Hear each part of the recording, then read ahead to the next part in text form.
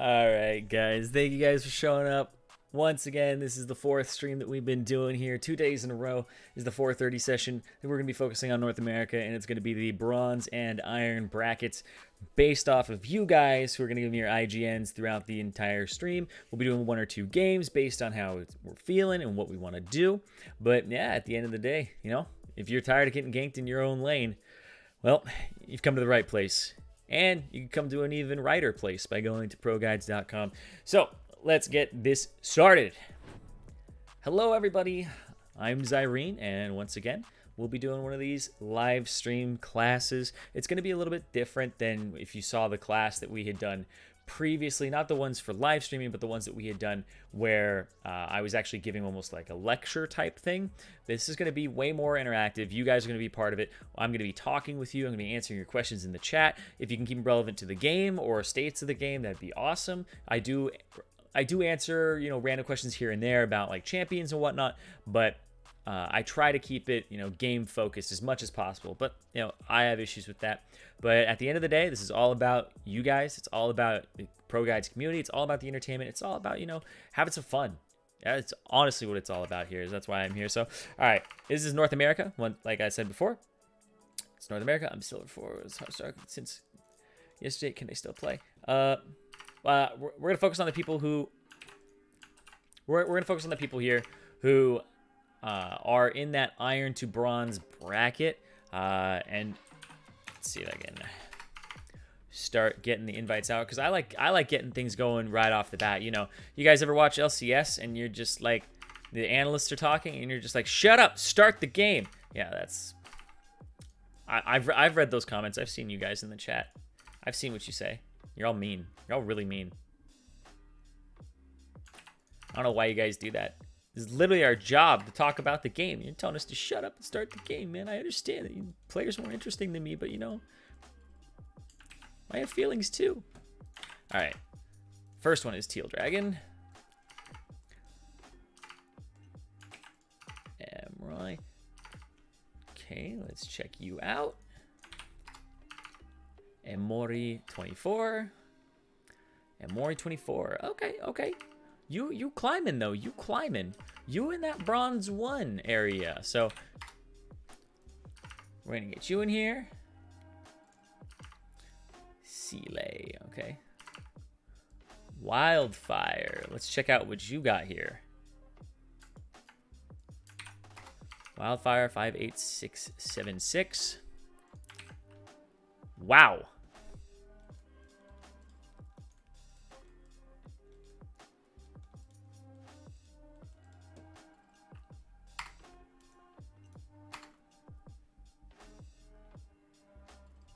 Sometimes you look at your win-loss and you go, is it me? Nah, it can't be me. It's got to be my teammates. But then sometimes you look at your win-loss and you have 7 wins and 31 losses. And you know, something might start. We're going to figure that out here today. We're going to figure that out here today for you, Mr. Wildfire.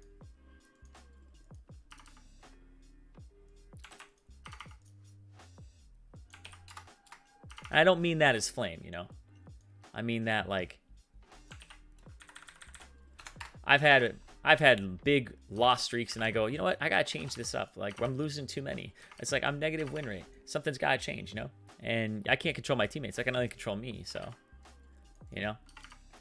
Let's see. Iron 3, Mo 51. Okay, let's check Mo 51.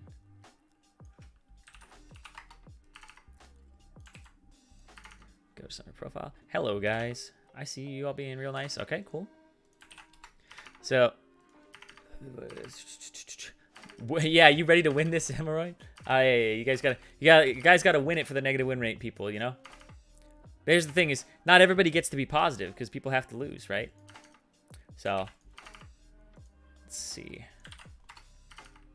But as long as you're having fun, as long as you're learning, as long as you're getting better over time. Oh, that's a little bit too high. Okay. Life is boss. Okay.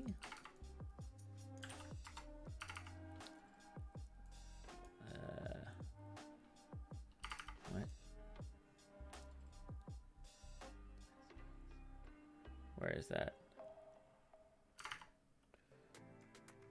Iron 2.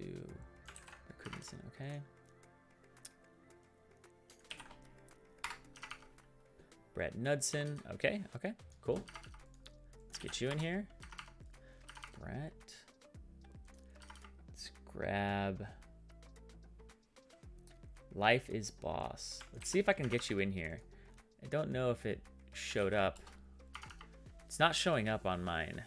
This is North America. Are you in North America? Are you on the North American server? So we put Life is Boss. Okay, there we go.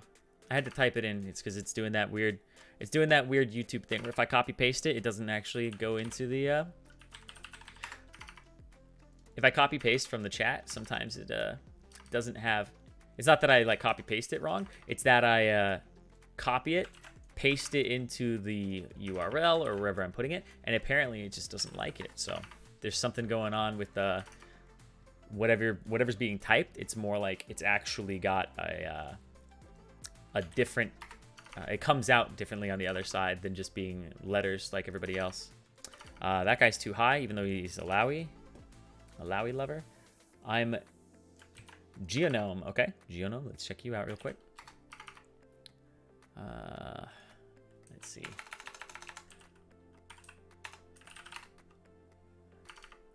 I don't see that one. Oh, Geonome. Geonome? Yeah, I'm a Geonome. Oh, I'm a Geonome. Is that the full name? Is I'm a Geonome? Is the whole thing? It's like you gotta. No. A Geonome? No. It doesn't like any of them. Can't seem to find it. Pure legit. Cuckoo, no. Okay, let's check you. Wordolas. Unranked.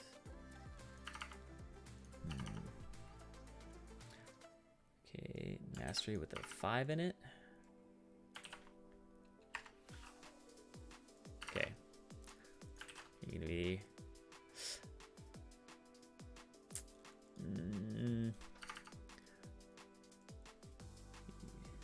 It's not showing up with a rank on that. Totodori. Okay, let's check you. Oops.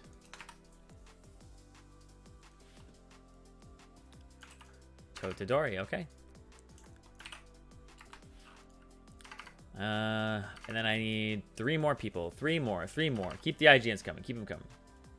This is for North America, by the way. Jobra 24. Let's see. Jobra. All right, Jobra. 2 more. Let's grab them. Pre-spade. MMR. Sphere 1 MMR. Saphir. What? Wait. Did I? Your name seems familiar. Why does your name seem familiar? Saphir, you were in the game yesterday, right? Yeah, you were in one of the games yesterday. So we're gonna give some other people some chances really quickly. Well, the teams are gonna be balanced later. Don't worry. I'm gonna make sure that we have a little bit of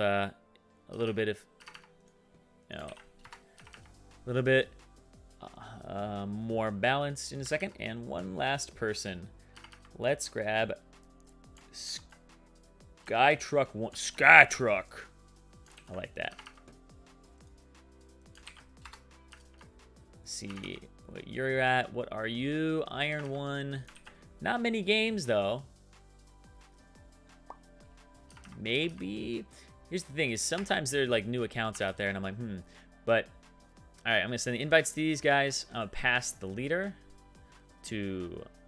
Oh, all right. I'm gonna spectate. Oh, invite Skytruck again. Invite Skytruck 1. Oh, no, he got it. Nice, nice. Okay, so let's find this. All right. Iron 1, Iron 3, Bronze 4, Bronze 2, Iron 1, Bronze 1, Iron 2, Iron 2, Bronze 1. Okay, so the way that I do this is I just assign each a value, right? So it's like Bronze Iron 1 is like a 4. Iron 2 is a 3. Bronze is a 5. 6. 7. Plus 4. 5. Okay, so you're about, everybody here, they're like right on the line of Iron 1, Bronze 4 on the left side. And on the right side, it is...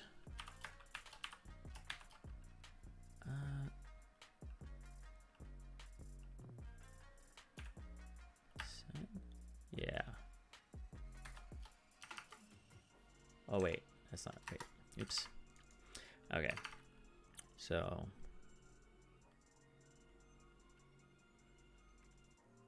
okay, so... boop, boop, boop, boop, boop, boop, boop. Okay, so we need to... so...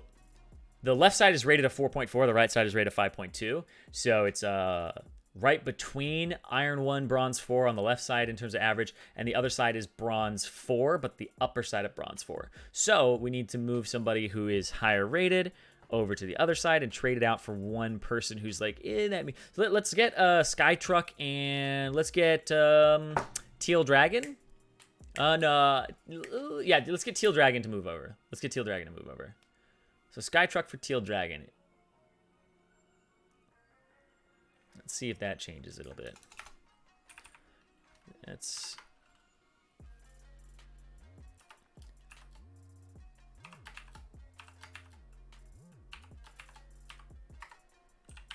okay, so now they're rated a 4.6 on the right, and left side is...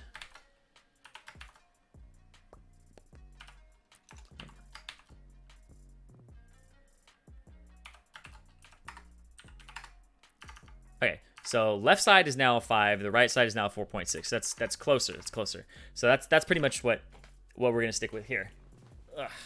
Because they have they also have 2 bronze ones on the right side, so they have the highest rated players in it. And I'm not quite sure about. So each side has an Iron 1 player that doesn't have many games. They 2 bronze 2s, 2 bronze 1s. This guy is a bronze 4 versus a 2 iron 2s in this. Oh, okay. Yeah. So they're both really close. So I'm doing the best I can in terms of, balancing these teams. It won't be perfect. It's not something that you can't have perfect balance. You've all seen matchmaking. Hey, Zirene, I'm just queuing up for my first game of Zyra. Tips? If you're playing Zyra, I guess my tip would be,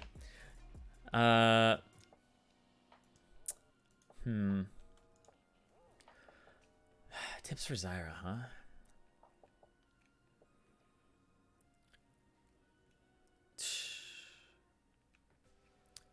Because I'm trying to think of like what you would do with Zyra in the first place. It's mostly like you root people, try to do a lot of damage, use the seeds, the random spawns of them.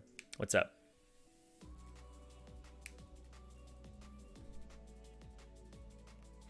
I mean jungle, but I guess I can take top. Yeah. Anyway. Yeah, I'm trying to think, because it's like, honestly, there's not too much to Zyra to my knowledge. Like, if you're support, focus on zoning, focus on not like getting the engages or anything like that, more counter engage for your AD carry with the ultimate. Use the ultimate like defensively in team fights when people come on you, or right before they do, or when you predict they're going to. And use the E more for engage and pick and peel. So it's a pretty good tool. The travel time on it is a little strange. The animation on it is weird because it kind of like shows, doesn't show, shows, doesn't show, because it does like the whole snake thing. So it can catch people a little bit off guard. All right. Sorry, I just remember what each spell does. Buffs. Yeah. See combos melee. Yeah. The E is the slow one, which is like the one that most people will go for. Is the E will end up with the W for the slow, so that you can kind of get more autos. When are you going to do EU and E? I'm going to do EU and E when I feel like there's been enough interest in it, and so far it feels like after the European one this morning that we may very well go that way. So, Phase Rush Nasus. Oh, greetings from the Philippines. Greetings. Yeah. Yeah. Well, Thoughts on Phase Rush Nasus? It's good for chasing people down. Nasus is kind of a weird champion where he just really doesn't have a keystone that fits him, right? Like he could literally run everything. Like Nasus can literally run almost any rune if he wanted to. It's like there's nothing that just like shouts to you, oh, this is Nasus, right? Like some people run like there's a point where it was like Fleet Footwork. There's a point where it's like Oh Conqueror, obviously. There's a point where it's like Grasp. Yeah, you can pretty much run almost anything on him. The issue with running Phase Rush is all of the talents, or not talents, all of the runes as well in the sorcery tree. They're good for him, but they aren't going to like add to his survivability or durability, which is what you kind of want during the early part of the game. So that's the only thing. So I wouldn't really take it in bad matchups. I'd definitely take it in like some melee matchups for sure. And especially if they have a lot of slows. It's always good when they have a lot of slows. How do you make the transition to locked cam? To locked cam or away from locked cam? What's up? Totodori? What's up? Who will be making teams? Well, I was trying to balance it, but if you guys are doing it based off of role, then you guys can do it. Like, if you guys are trying to find out which side has... Yeah, if you're deciding based on roles, then you guys work it out amongst each other and figure it out. Like, I didn't recruit people who are all, you know, from a certain tier, so... There are like 4 jungles in here? Dude, that happens in all my games. All right, so my friend... I used to play a lot with like one of my good friends, and she had like a lot of people who were junglers. So she had a lot of like jungle simps, you know, and they would all like play with her. And so whenever she did a custom game, it was just like everybody's a jungler, everybody's feeding, and it's just like the solo laners are feeding, and they'd literally rotate. It would be like one guy actually gets to play his role, and then the next guy gets to play their role the next game, and it just kept like rotating. So I know what it's like to have 4 junglers on a single team. We're not very good at CSing sometimes, I'm telling you. All right, the Review King. What did you say? If you said anything earlier. Oh, there you are. Does unranked count as iron? Zirene, tell me now, please. No, unranked counts as unranked, because I can't know where you're gonna land. Because some people land in like silver or bronze, right? So it's not necessarily iron. Please start the game. That's on them. So they're trying to figure out what's going on here. Yeah, unranked can be cheers. Yeah. What's the best way to contribute to team fights with the Mordekaiser? Oh, figuring out who you need to take out of the fight. So don't go after QSS users. Go after people who, one of the strongest things that you can do is that you ulti a jungler when there's a smite fight, because he can't smite when he's inside of the Shadow Realm. So if you can actually get in there and the Baron's getting low, it's like maybe like 3k or something, or 2k, you just ulti the jungler and he can't smite it, right? It disappears for him. So it gives you guys like uncontested smite on it. How do you overcome ranked anxiety? Never played ranked in 2 years of ranking. 2 years of what?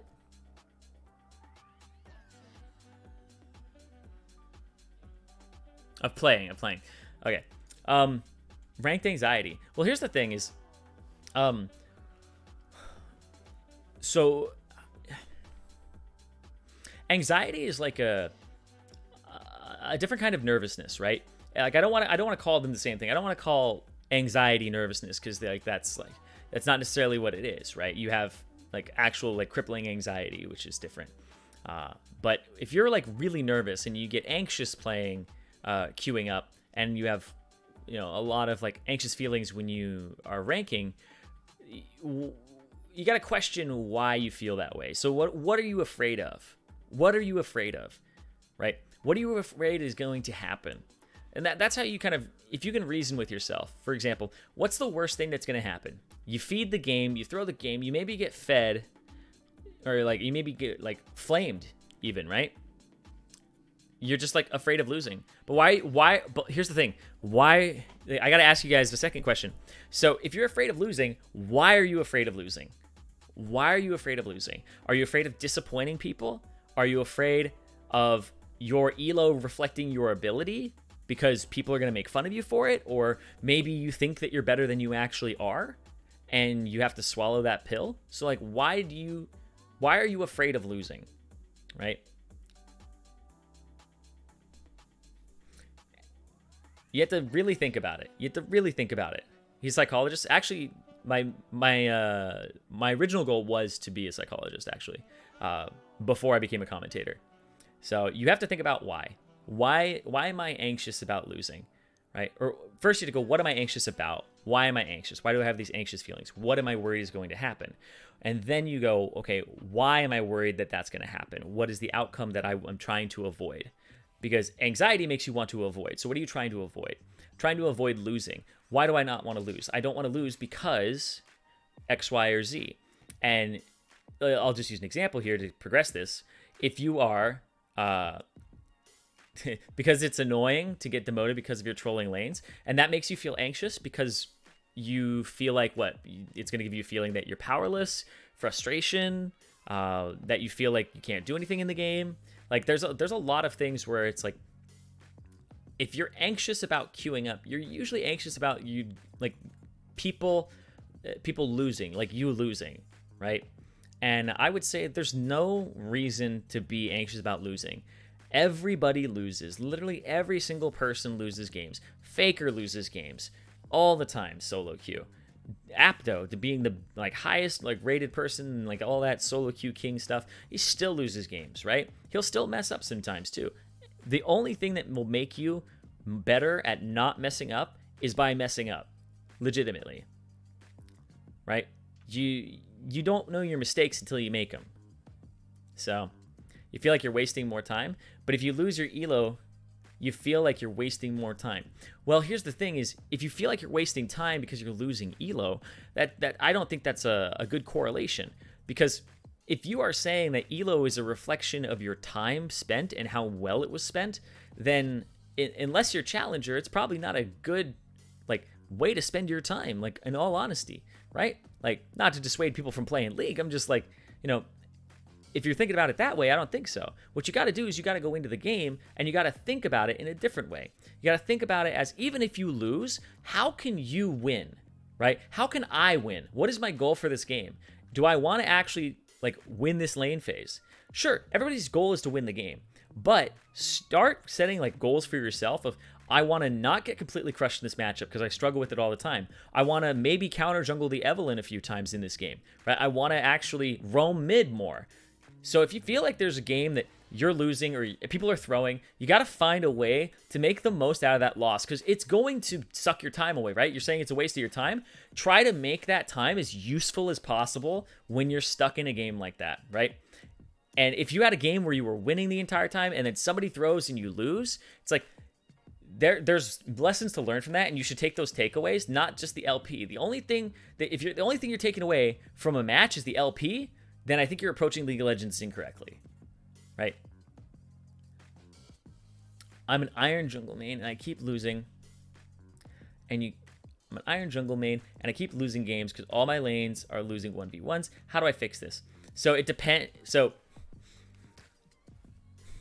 I'll tell you this, okay?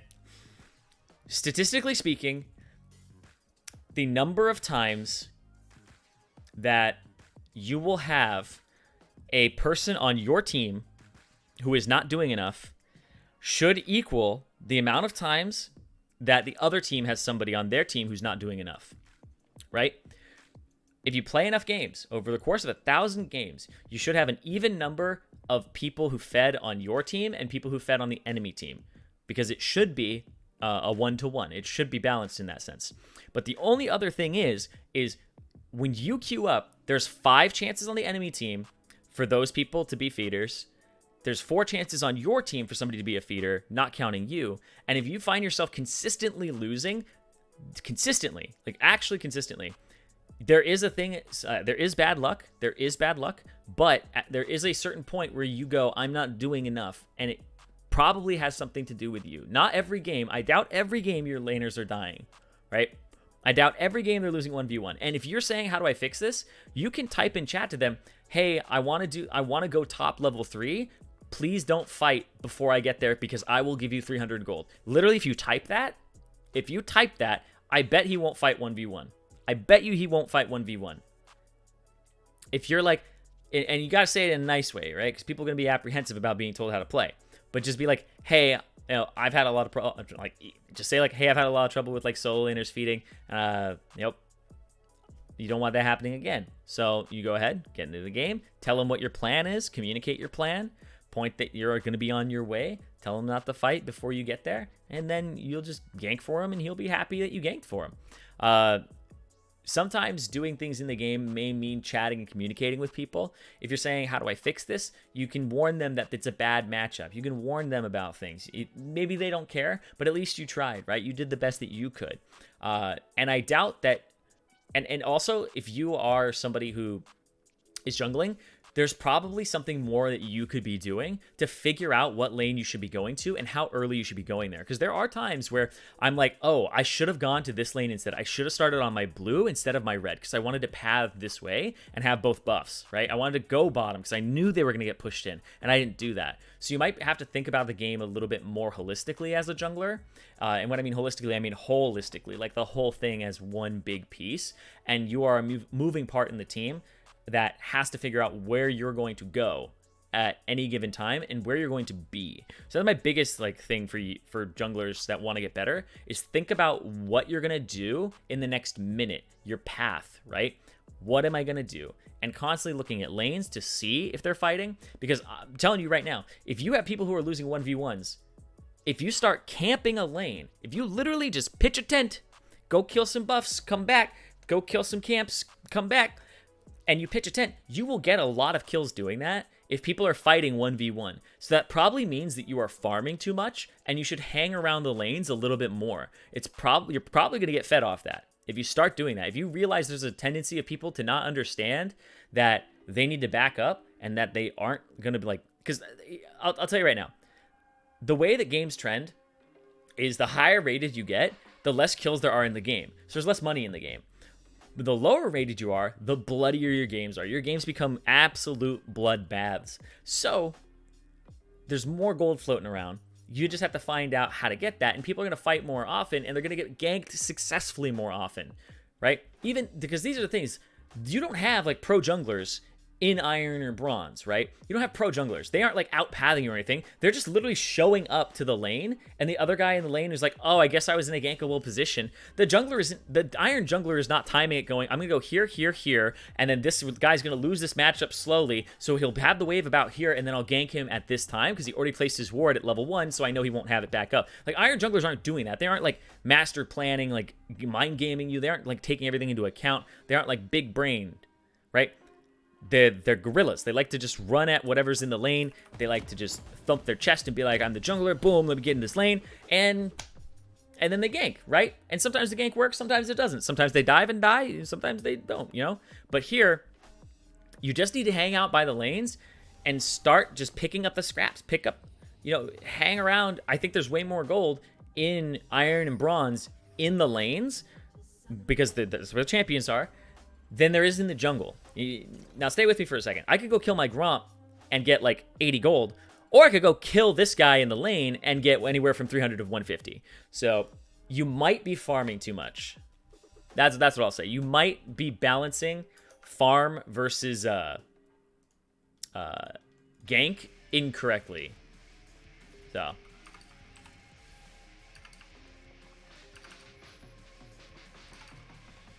when should a mid laner follow a roam? A mid laner should follow the roam when he's not going to... So when a mid laner, when your enemy mid, it goes out of sight. When enemy mid goes out of sight... All right, I'm going to swap it over now so that we can see all this. And start it up. Boom.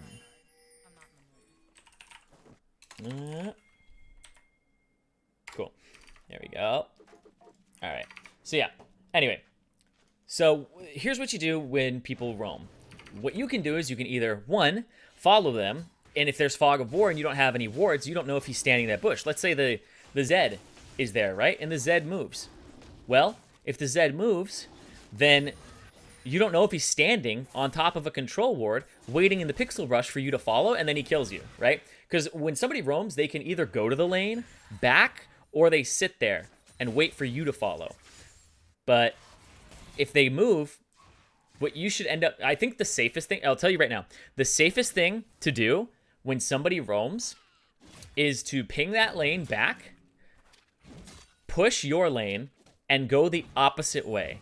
So if he went down, go up, right? If he went towards the bottom lane, go towards the top lane. If you feel like he's stronger than you, go top lane. You don't want to face check him, and even if they get into a fight, you might not win it anyway. So you showing up is not going to make things even, right? It's like 3-on-3. It's like, actually, you're going to have a little less gold there. So you should actually go to the other side and actually cause a numbers advantage, because there's no way that the mid laner can answer you if you go top, because he went bottom. So it's kind of, you want to kind of make that imbalance happen, right? You don't want, it's not always great to follow. It's like, don't let him dictate the play, make your own, right? Oh yeah, I'll match lanes, don't worry. I gotta move this. He's in the mid lane, right? Okay, no, he's there. Cool. Nope. Ba-doop. What do we got bottom lane? Victor? Okay, cool. And we have a... Okay, cool. I think that's it. I think that's it.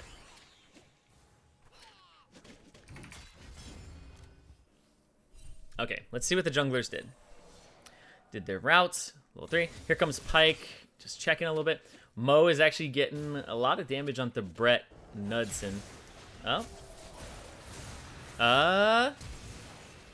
Okay. Good kill. Good kill. The good collapse there. The good follow. Inside track there from Vladimir. He actually played that right. That's actually pretty impressive. He played that right in terms of he had a priority over the Cassio. Why did this swap? Did I do that? Okay, whatever. A priority over the Cassio. Who counters Thresh's support? Morgana. Morgana hard counters him. Like hard counters him, so.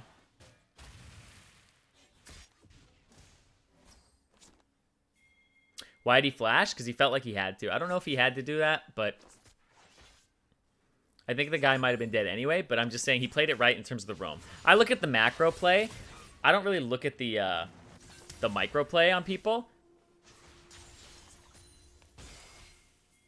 I look more at the macro and see if they made the right decision. Because I can't tell you press your buttons better. It doesn't matter. Like, I'm like, oh, press it faster. Do this. Be better.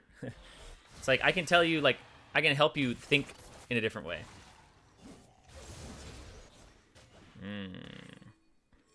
Okay, what's going on over there? Okay. Uh-oh. Okay. Vladimir's coming up again.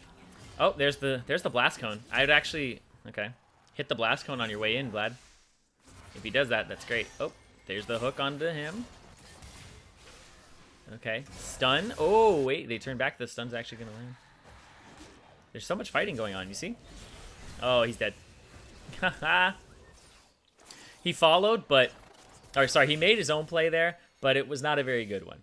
And he's actually up right now in CS, but that's not how that matchup goes. Cassiopeia actually destroys Vladimir. It's like a hard counter. Why do I lose every game when Eve is in the enemy jungle?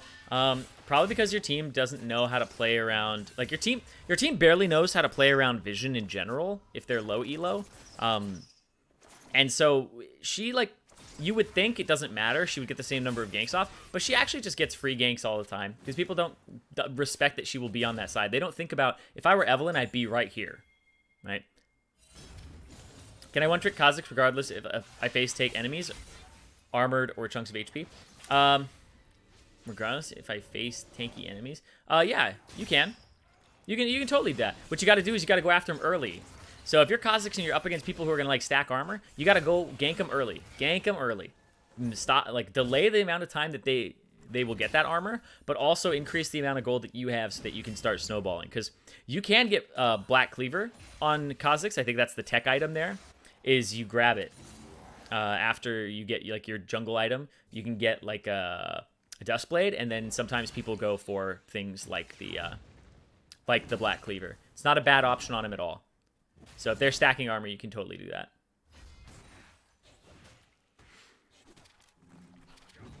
Who's the best champ to solo carry mid, and can I join the next one? You can join the next one. I'll be taking names later.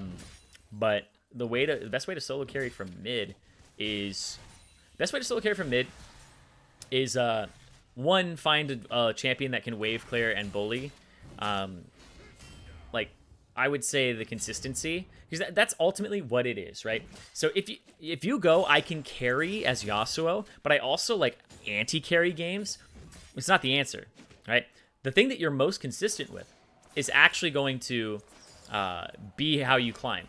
Because if you win, if you are contributing to your team's win, not like actively, but if you're going 50-50 on like a Yasuo, and you are... Okay, that's a good kill. He flashed into the Ignite. You can actually probably fight this if you wanted to. Yeah, there it is. Good. Yep, and he gets the flash afterwards too, so he dies. Yep, he needed to flash the hook. But yeah. So if you find consistency, it's the best thing. So I would say finding a champion like, for example, like I think Cassiopeia is a good example. She's very, very strong. She has early pressure against a lot of champions and can just E on them all the time. Does take some skill. Can team fight really well, and also scales incredibly well. I think Cassiopeia is actually on the OP side of things, in my opinion. I think she's like too strong. Are they gonna flash for this? No, right? Oh, wait.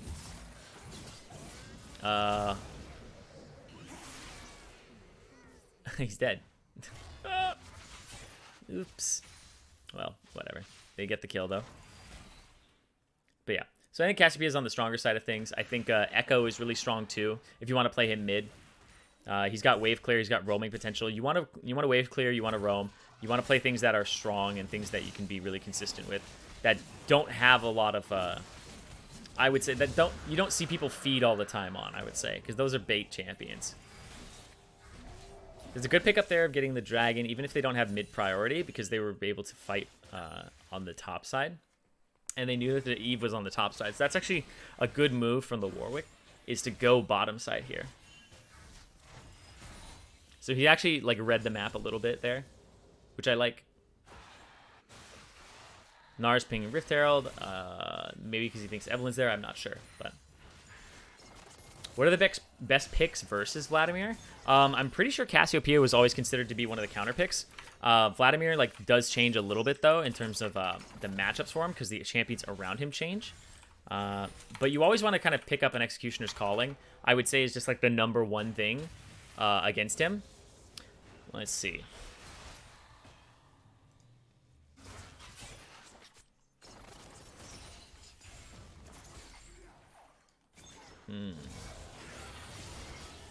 Well, is this going to be another kill? Because they know he doesn't have flash. Yep. Oh. Okay. Ooh. Wait, that was nice. That was a good ultimate. Good stun. And he's out. So it's a 1-for-1. Or sorry, no, he did. Yeah, it's a 1-for-1. They got the thresh. But yeah, sorry. So for Vladimir, it seems like he's actually pretty bad against Syndra, Zoe, Malzahar, mid lane Garen. Nocturne is just really strong right now. Cast in Anivia apparently can stop him pretty hard, mostly because zone control from Anivia. Victor does decently, and then Cassiopeia is one of those channelers too. Top lane, Yorick seems to be the answer, because Yorick can actually do stuff early, and Yorick has the little baby cage that he puts him in the little W. So Yorick seems to be one of the best answers. It's just basically champions that have a lot of CC, or long range CC that makes it so he has to dodge and use his pool early, like Syndra, right? If Syndra like throws the ball and E's when Vladimir's like max range, he's able to kind of keep him out, zone him, stop him from getting into the fight. And that's what Vladimir hates, is not being able to make it into a fight. Because he's a mage that needs to be around everybody else. So he needs to be in the thick of the fight. When is the best time to buy Grievous Wounds? Shige ASAP or after your item spikes? Great question. I love this question. When should I be buying Grievous Wounds? And the answer is It really depends. If you are in lane versus Soraka, buy it immediately. If you are in lane versus a Yuumi, buy it immediately. Right? If you are in the bottom lane and you are the AD carry, buy Grievous Wounds ASAP if it has to deal with your lane. If you are an Olaf top lane, because this was a thing for a while, or a Renekton or something. I actually want to see this really quickly. Okay, doesn't get the charm on that guy. Okay, so if you're an Olaf top lane or like a Renekton top lane, buying it into Vladimir is actually good as well. Buying Thornmail into Fiora is very, very good, because Fiora is able to Fiora's vitals heal her for a lot, and it's a big part of her trading. You actually don't realize how much they heal her until you get a Thornmail first item on a tank versus Fiora, and she doesn't really do anything, right, to you. If it's something in the jungle that's sustaining, like a Warwick, don't really worry about it till later. An Olaf is something that you might have to worry about a little bit, but I would say what you got to do is you got to have the Executioner's Calling ASAP against a lot of different champions. If you are up against the Mundo, you buy it after your first item Power Spike, because that's when you'll have to be dealing with his R the most after level 6. Basically, like, I would say around level 9-ish is when people get their first item completed, depending on how much farm they've gotten. So that's when you really have to start dealing with Mundo's scaling and stuff.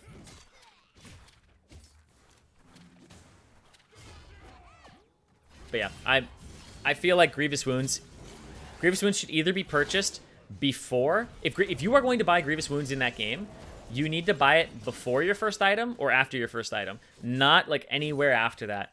Like it really does like suck, because it helps the entire game when the team fighting phase happens, and it's really, really good. When should you buy potions when you back? You almost never should be spending money on excess potions. If you're gonna do that, like, you have to think about how much you'd spend on it versus a corrupting, and you may end up buying the corrupting instead if you're ending up buying that many potions, or a refillable, right? Because the refillable already has instant value if you back 1.5 times, I think. So, oh boy, and he's dead. And game's already about 2K advantage here for the red team. It's about 14 minutes in. Grievous Wounds are so important. They become part of my core items on York. Yeah.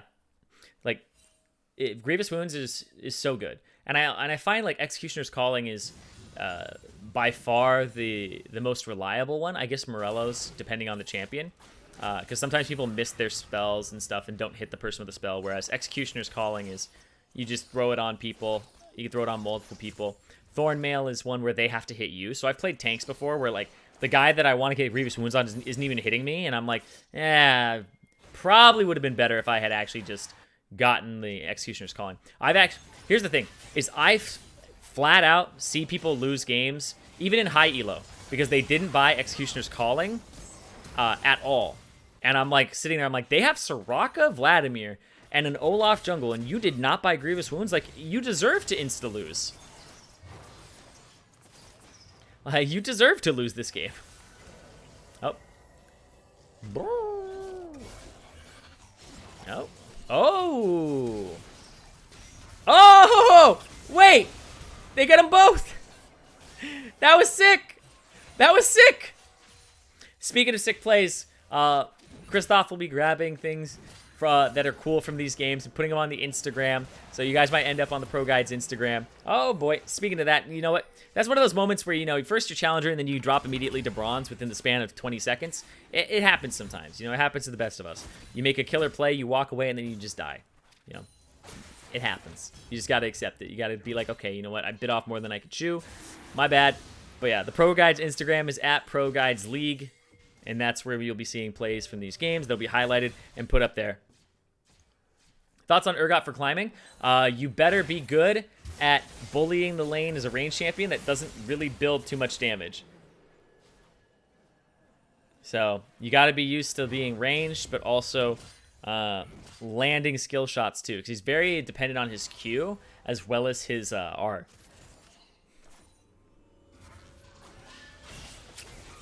Dead. Okay, good setup there. They'll actually be able to get this turret. That was actually a really good setup. Good coordination between the two of them. Skytruck. All right. Skytruck. I actually have his game up right now. or his profile up right now. Skytruck was one of the Iron people who's got 5 wins, 8 losses, and I was like a little bit concerned about because it seems like he's actually a good player. He gets like a lot of kills every game, but he dies a lot too. So we'll see. We'll see if that holds true here today. If he ends up dying a bit more. A big Jax jungle fan, it seems. You actually win a ton. He actually wins a ton of normal games.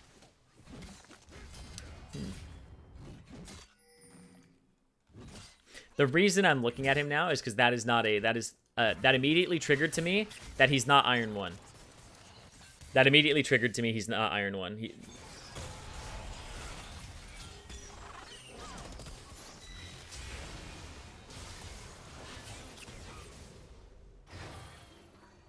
Like, he just hasn't... He's not Iron 1, he hasn't played enough, you know? Because that's the type of play that you make when you're, like, gold. But yeah, used to play a ton of jungle Jax.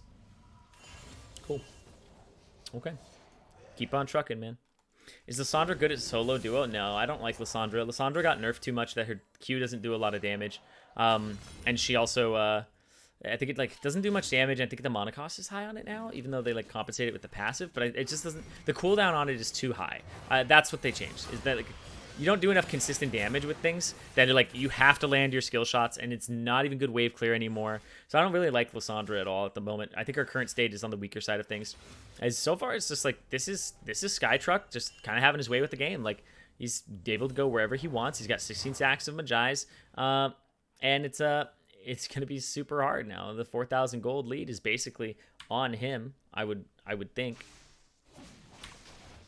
It's about 2,000 on him. 300, 2,000. It's like the gold lead is on him and the support, and that's it. Everybody else is kind of even. So...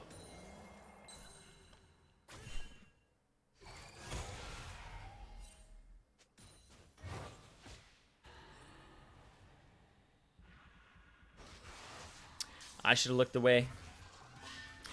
To get better as a player, hire coach and pro guides. I mean, that is one way to do it. To get the one-on-one.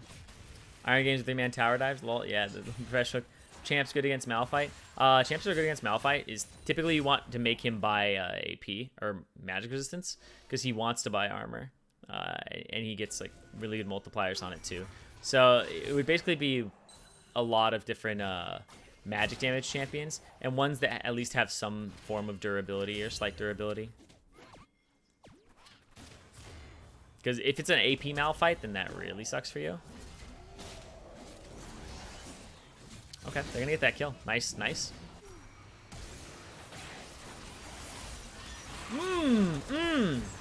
That's just so much damage. Okay, Skytruck. Skytruck. I don't know, man. I'm just saying. I think you're smurfing, and that defeats some of the purpose. But you know what? I'm just kidding. Yeah, he just hasn't played a lot this season, so he'll probably end up bronze 1, maybe silver. It says that he was bronze 1 at some point. So that's good. He does play a lot of normals, though. Okay. Oh. The thing is Evelyn will re-stealth. And... Oh. Wow. Yeah. That's a snowballed player. So yeah, playing around Evelyn is very, very difficult. It requires a lot of control wards and a lot of kind of tracking where she might be. It's like Schrodinger's Evelyn. She's everywhere unless you see her. Because there are some Evelyn players who do like really clever things, like wait around for a very, very, very long time. How are you guys selecting players? I'm selecting players that are like... I'm selecting players from the chat just absolutely randomly. And it's based off of... they have to be in North America. On this one, it's North America and iron or bronze.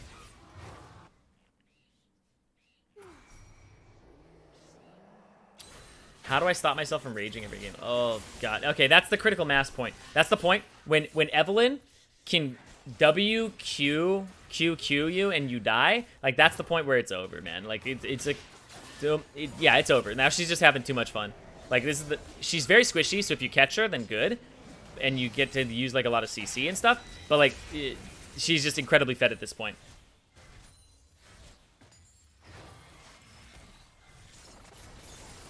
What can you as a gold player learn from this game?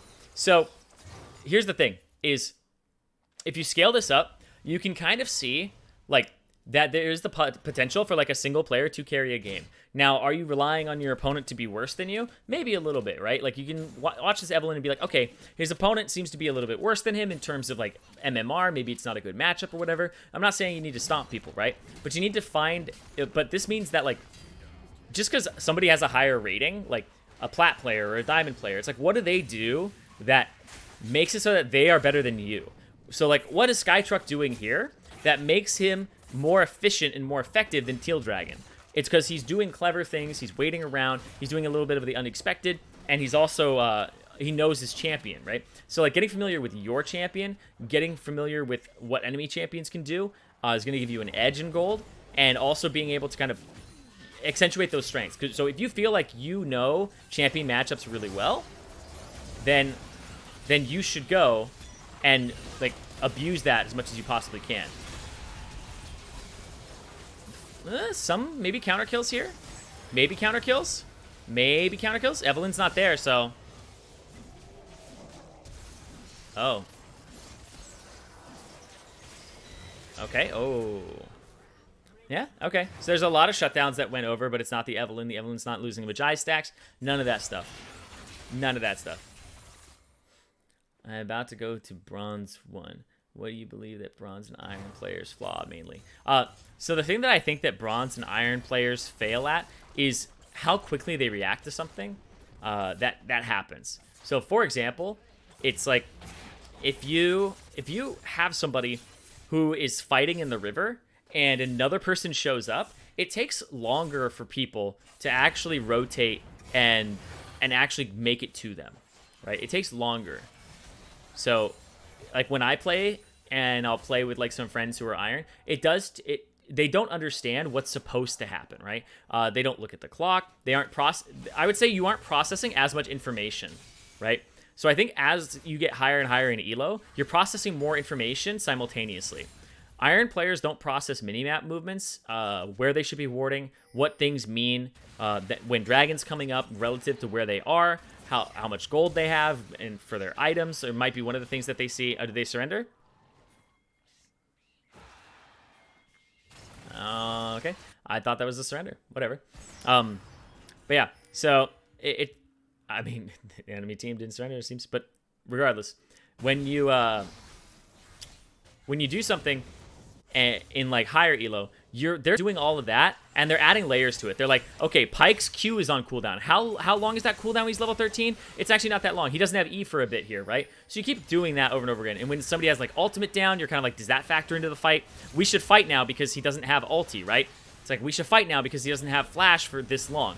It's the amount of information that you process and are able to parse and use in your fights and in the game is kind of what makes the difference between these players. It's not always just mechanics. Sometimes there are mechanically good players who can perform and they're in lower elos, but they just don't process the information that allows them to do that. That's why, like, a lot of Yasuo's feed. It's because they're not processing the information that allows them to be as aggressive as they want to. If you're one of those players who's like, I hate that the enemy support just ganked me like 5 times. Like, I hate this. Why is their support always there? It's because you're an easy gank. That's the thing. Whenever somebody says, God, the jungler's still here, or I can't believe he's ganking me, and then you blame your jungler for not ganking, I'm like, no. You are an easy gank. You are an easy gank. If I was that jungler, would I go after me? Absolutely, because I look like an easy gank. You look like a tasty morsel, being really just aggressive in the lane. You need to stop that. You need to rein it back. You need to take responsibility for what just happened to you. Now, if you see the guy coming over a ward or something, you got to make sure that you're reacting the best way you can. Can you please tell me to play EUNE? I don't know if I'm going to play at EUNE anytime soon, but I'll try to do something like that this week, okay?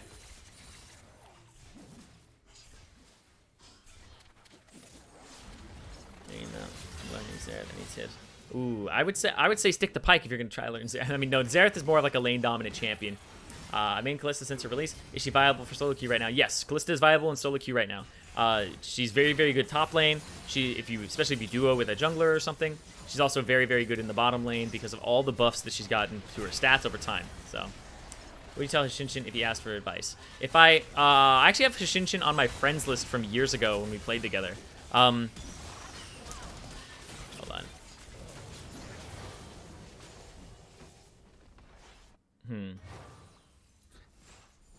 Okay.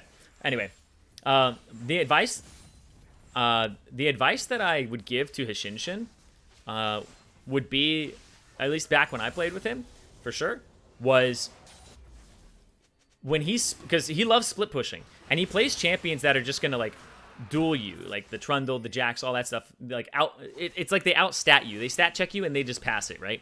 They will pass that with flying colors, and even if they get behind early, they'll scale eventually, like the Jax and stuff. So the advice I would give to him is when he goes for a split push, just look at where your team is, right? Because all the time he would die in the side lane, and then the team is like at tier 2 turret or something, and he's like at the enemy tier 1, and then he'll die and be like, what is my team doing? I'm like, they literally backed and reset after the dragon, so they're getting back out on the map, so you shouldn't be pushing up yet. Back off, wait 15 seconds, and then just walk forward. That's I think the biggest thing for Shinshin is that he dies in the side lane and gets picked off for free because he doesn't look at what his team is doing. Now he's thinking my team should be doing something, right? But that's not the issue. The issue is his team isn't doing anything.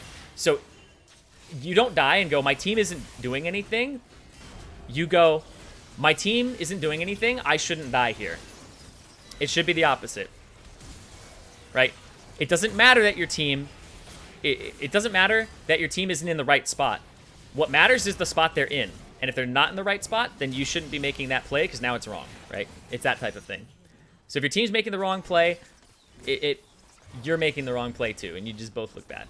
So this game is an absolute stomp. Now, I think this game was pretty balanced, save for the Evelyn Skytruck who popped off and just like dominated there.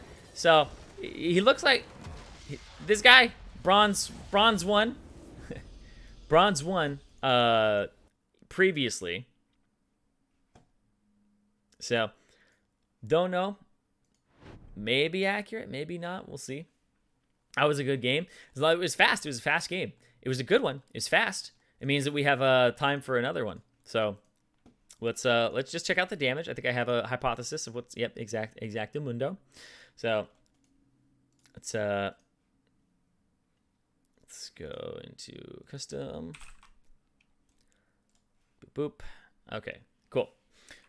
So sweet pig misclick. Okay, let's do this right here. I'm gonna see if I can grab all of these.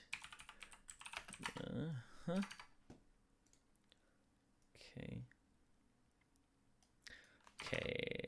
Let's invite. It's Double X. The first one. Let's check another person. It would be Squished Gamer. Okay.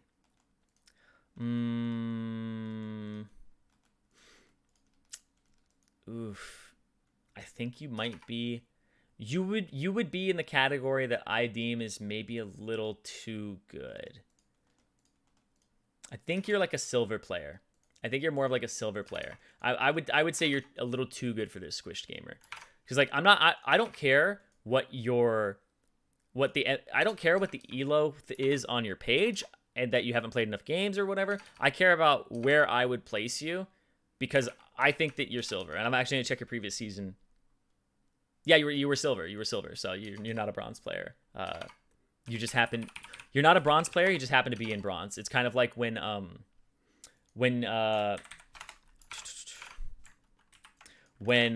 pro player gets a new account and they're in iron. Does that mean they're an iron player? No, not necessarily. It means that they are a pro player that is playing in iron, right? You are a silver player currently playing in bronze, right? I hope that makes sense. That's more what I care about. Cool. Got 2. Misclick 01.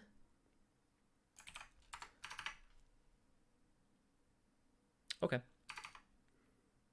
Cool. Let's grab you. Let's go Robo21. How am I today? I'm doing well. Thank you for asking, Mr. Joey. Bronze 2. Cool. Think you're good. Ooh, Wreck Havoc. Okay. Let me check your name. You can always uncheck after. Let's see. What are you? Ooh, okay. Okay. Okay. You haven't played many games. Your placements aren't done, but you've lost 4 in a row. Are you iron? Let me see.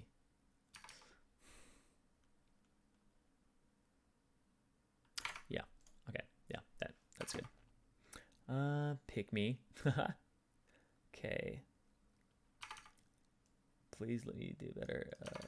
My worse than iron. What? Oh wait, you're not on here. Exia TV. Let's see. Wait, what's going on? Exia. Yeah. Why is it doing that? XCTV. Okay, perfect. Got an Ash player in here. 1, 2, 3, 4, 5, 6.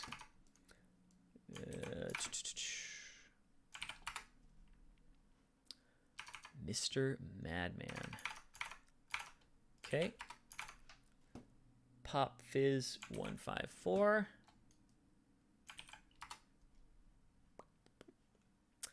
I don't think you've played enough games for me to really make a call on that one. Sorry, sir.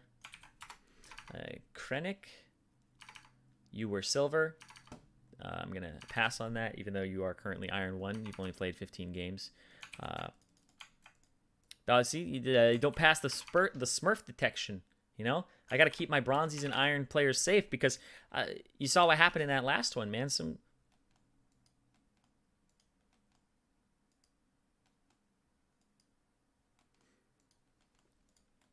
Who just linked me a challenger player? Who is that? Who was that? Who was that? Get out of here. Get out of here.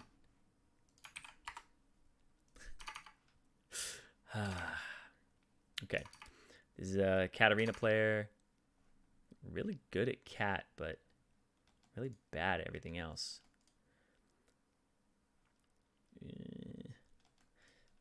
Okay.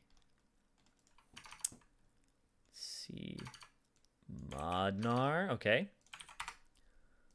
Modnar. Ooh, is that good? Is that good? Is that good? Yeah, it's good. It's good. Okay. 1, 2, 3, 4, 5, 6, 7, 8. 2 more. 2 more. I am grabbing 2 more here. Shadows. Let's see you. What are you? Shadow XD999. I don't think you've played enough games. That's the thing, is like a lot of people are in iron because they literally just haven't played enough games. You've played enough games. You have played enough games. Okay. Holiday Redo and Priest of Peak. Let's check you. Silver 4, a little bit too high. Storms of Chaos with 2 S's. Wait, why don't I see that? Storm of Chaos? Maybe you put 2 S's by accident. Okay. Okay, I have to type it in because the copy pasting from YouTube is apparently meh.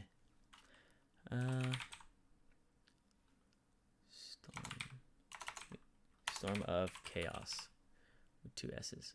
Why are there 2? Oh, whatever. It seems like you haven't played enough. XX7 Frosty. Oh, boyo. When I have to type it in, it gets a little bit, you know. Okay, let's see. Set Lover. You have played enough games. All right. Wait.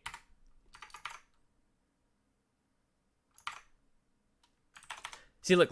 I copy pasted in here, right? And it's like It's X. You see that, right? You guys see that? It's XX7 Frosty, right? There's nothing after. I'm hitting side. Player was not found. But watch this. I'm going to go type it in. XX7 Frosty. And there it finds him. So when I copy paste what you guys say in chat, there's a character that gets put in YouTube chat, whatever it is. When I copy paste it, it doesn't come up on any other thing, on like op.gg, on Professor, on any URL links that I put, anything like that. When I type your name in, and I even put it in here, it doesn't think it's that letter. So it's like if there's a weird X or something that's in YouTube chat, when I copy paste it, it doesn't consider it an X here. It's really interesting. So there are names that I copy paste and it just doesn't work. So if I ever like try to copy paste your name and it doesn't work, it's strange. So yeah, it's really weird. It's really weird. So, all right, let's see. Two more. Oh, wait. Two more? Wait, did I invite everybody? Who did I forget? Did I forget somebody?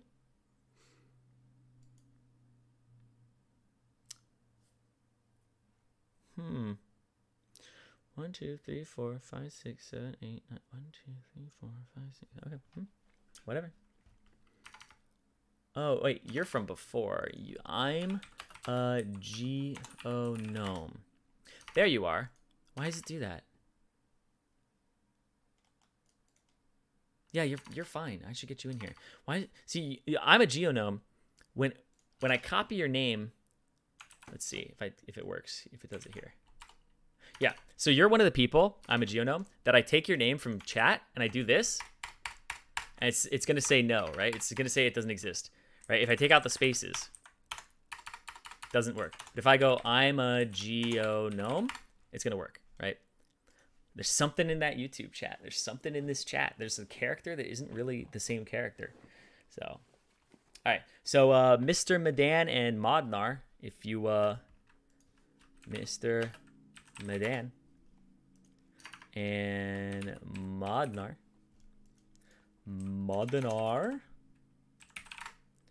I'll invite you guys one more time. If you don't accept, we're gonna move on. I'll give you guys a few more seconds.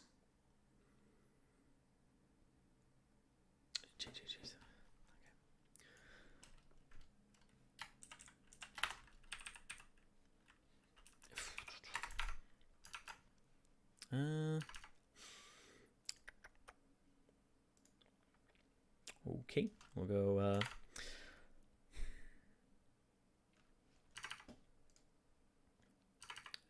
In hell, silver, amazing iron. Okay, let's see. Maze man. Right, 3 trouble. Survey to see this. I know the average CS scores are sometimes an absolute disaster. Did they not join? I guess they didn't join yet. Okay. You'll eventually hit silver, so I don't really think that you're... I'm looking for the hard stuck players, guys. I'm looking for the hard stuck players. I'm looking for the hard stuck iron, hard stuck bronze players, you know? Foots and feet. What a name. You're silver. Gray Hunter, okay.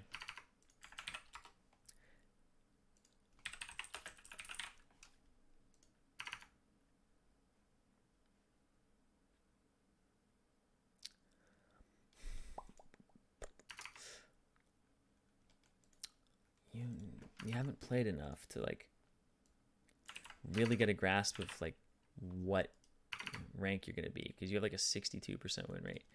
Okay, no. Sorrelwind, you're better than this. You're better than this. I'm looking for those people with like, 100 games in iron, Like this guy. This is my guy right here. He used to be bronze 4 and now he's iron 3 with 300 games. So, this is oh, see, it's doing it again. Wait, is it? Bundreg. Wait. Oh wait, are you not NA? You're EU West. Oh, unfortunate. I would. Just when I needed you most, Bund, you happen to be European.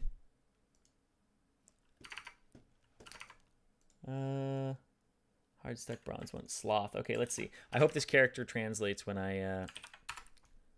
Oof. Okay. Yeah, I don't think I'll ever be able to invite Sloth, because even if I type it in, it's like... Let's see. Is it the H? Is it the T? Is it the L? Is it the S? Is it the... Oh, I won't be able to invite Sloth ever, unless I put that in normally. All right, let's see. Flag chats. Flag chats. Come on. Flag.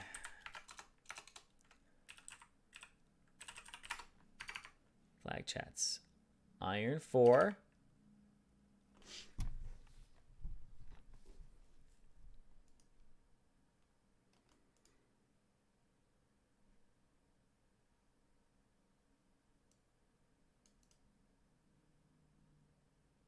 You're EUNE, right? Yeah, you're EUNE. I just saw that you have a record in solo queue. You're one of the top 8,000 people in the world for deaths in a single game, with 26 deaths in a game. So I don't know if you ran it down in a game on purpose or something, but like Robo Rancor.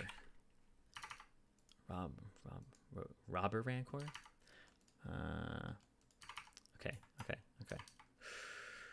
Okay. You? Robber Rancor. Did I have somebody else in this? Oh, and there we go. Okay. All right, sweet. Let's see if this works out now. Wait, we have a silver 1 player? Wait, no, Holiday Redo is, hold on. Holiday Redo is that your TFT rating? That's TFT, yeah. I was like, that's your TFT rating, isn't it? Yeah, okay. Okay, that makes sense. Yeah.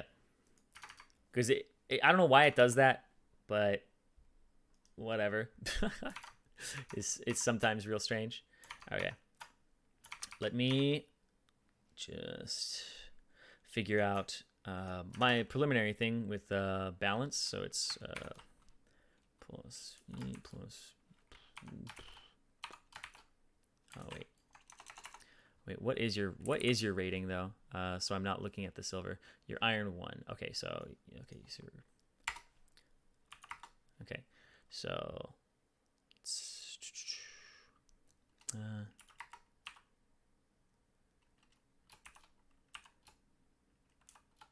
what is going on?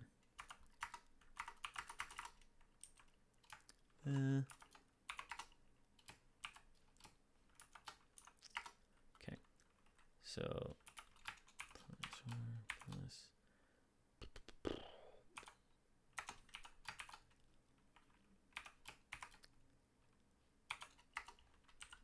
Okay, so the average rating of the people on the left side is bronze 4. People on the right side, what's Wreck Havoc? What are you? You are Wreck Havoc 0? Is that what it was? Oh, Wreck Havoc 1, my bad. You are unranked, but you've lost 1, 2, 3, 4 solo queue games, and you don't seem to be a Smurf of any kind. Yeah. You don't seem to be a Smurf, so I'd put you at we'll put you in the iron area. I'll see what everybody else is though. Iron 1, okay, you're iron 1, 0, 9 emplacements. Jeez. Okay. 5, 6, so it is 6, okay.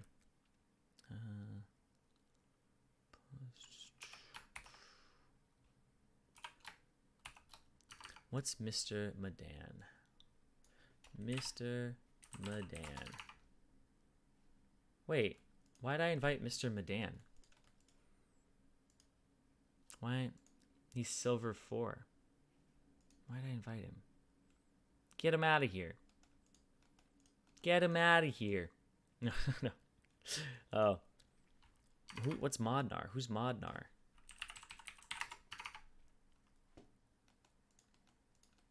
Yeah, Modnar was the person that we wanted in here. Mr. Madan is too high for this.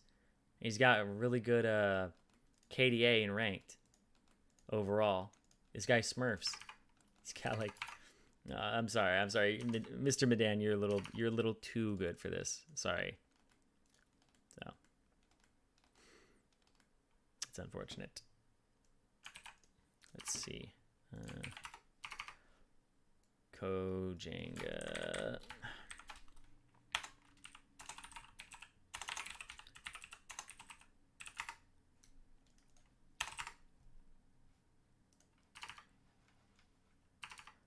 Bronze 1, silver, pike liver.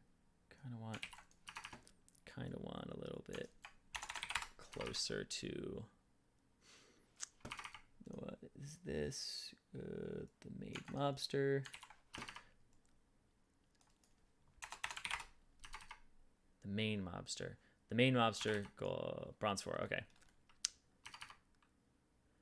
Okay. Hold on. All right. Okay, if he's not gonna leave, we're just gonna do this. We're gonna do it this way. Create custom, and then okay, confirm, invite, and we're gonna do it like this.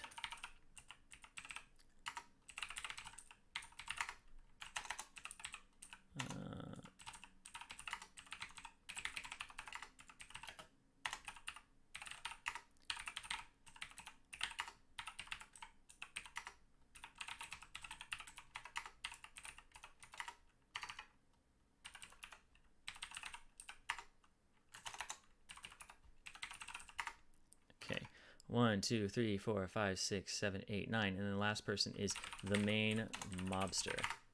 Okay, and there we go.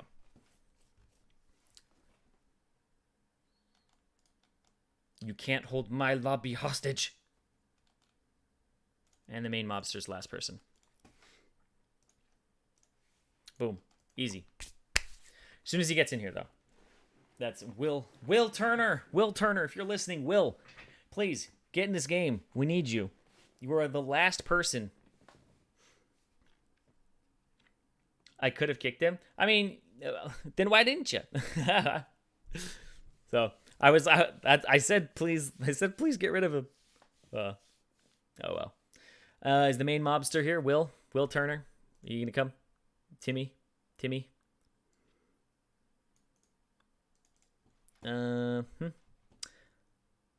Okay.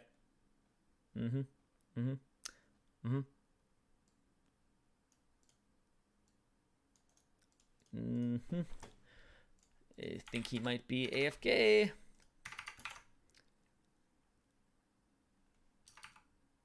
Wow. Okay.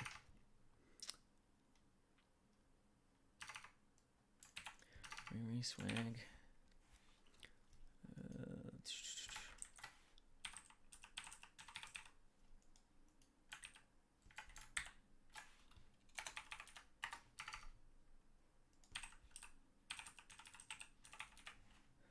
Ray Swag 116. Okay, no, you're too good. Your Relia is too good. Let's see. Sinner's Wrath 419. Bronze 4, Yorick Lover. Okay. Let's get a invite. Sinner's Wrath 419. If the main mobster doesn't accept, this will be on Robo. Robo 21 is party leader.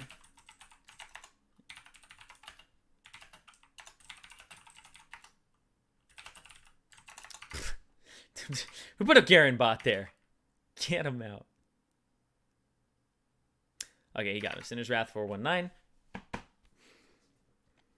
Hey Zirene, as an ADC main who plays Ezreal Kai'Sa, how can I carry my other teammates who int? Ezreal's actually pretty good at doing that. You just have to be able to learn how to auto attack because he's very, very safe and self-sufficient. You don't really care about who your teammates are because you can keep yourself alive, right? You can E. You just need to maximize your damage and minimize the threat to you simultaneously. So the times where you do need to walk up. So basically use your Qs until your teammates have inted into the enemy team and the enemies have used everything on them. Because if a Gragas has to kill like your Maokai or some shit, he's going to body slam him. He's going to maybe cask him, etc. And then that's your time to go because there's nothing threatening you anymore. So You wait for your teammates to be just human sponges, you know, for League of Legends abilities, and then you get to walk up and use your basic attacks, and hopefully you've hit a lot of things with your Q, so you have your stacked passive and you have a lot of attack speed. So that's how Ezreal carries games, is by kind of threading that line without getting himself killed. He does feel a little weak in the early game, but that's mostly the tier ramp up. Kai'Sa, kind of the same story, where you kind of have to make it to the late game. So another thing too is when your team starts feeding, don't fall into that pattern and start feeding yourself. It's very, very easy for your mid laner to die twice to a Talon, and then you now you can't play the same way. You can't play like you're just playing against the same person bottom lane. You're playing against the mid lane Talon now. So when he roams, you have to play against him, right? If you don't play against him, you're just going to die. He's going to kill you because he's going to force you to play, right? So he's it makes it pretty, I would say, challenging, but you have to learn how to be flexible with what's happening in the game. So if other people are feeding, stop the snowball as hard as you can. Even if it means you have to start giving your lane more like room. You're like, oh, I was winning this lane, now I have to back off and I can't pressure it. That's still better than dying and make it so that you're losing the lane. So just because you're not winning the lane anymore, it doesn't mean you're losing it yet. And that's what you have to watch out for, is falling into that. So be sure to play the game against the people who are in it and where they're at right now. Let's see. Yeah. I think it's good. You can start whenever. Is Xin jungle good to rank up? I'm silver 1. I want to go plat 4 this season. Xin Zhao is actually very, very good. And I think he's getting a passive buff next patch. And they're basically, so what I saw is the passive buff to Xin is increasing the healing on it, and the max healing on it was like 68 or something, or 62, and they're doubling it to like 120. So he's going to heal a lot more. So attack speed's going to scale really well on him. It's pretty iffy.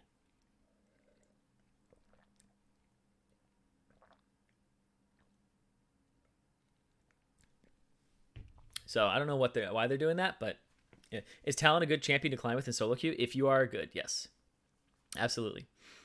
Talon is very, very scary.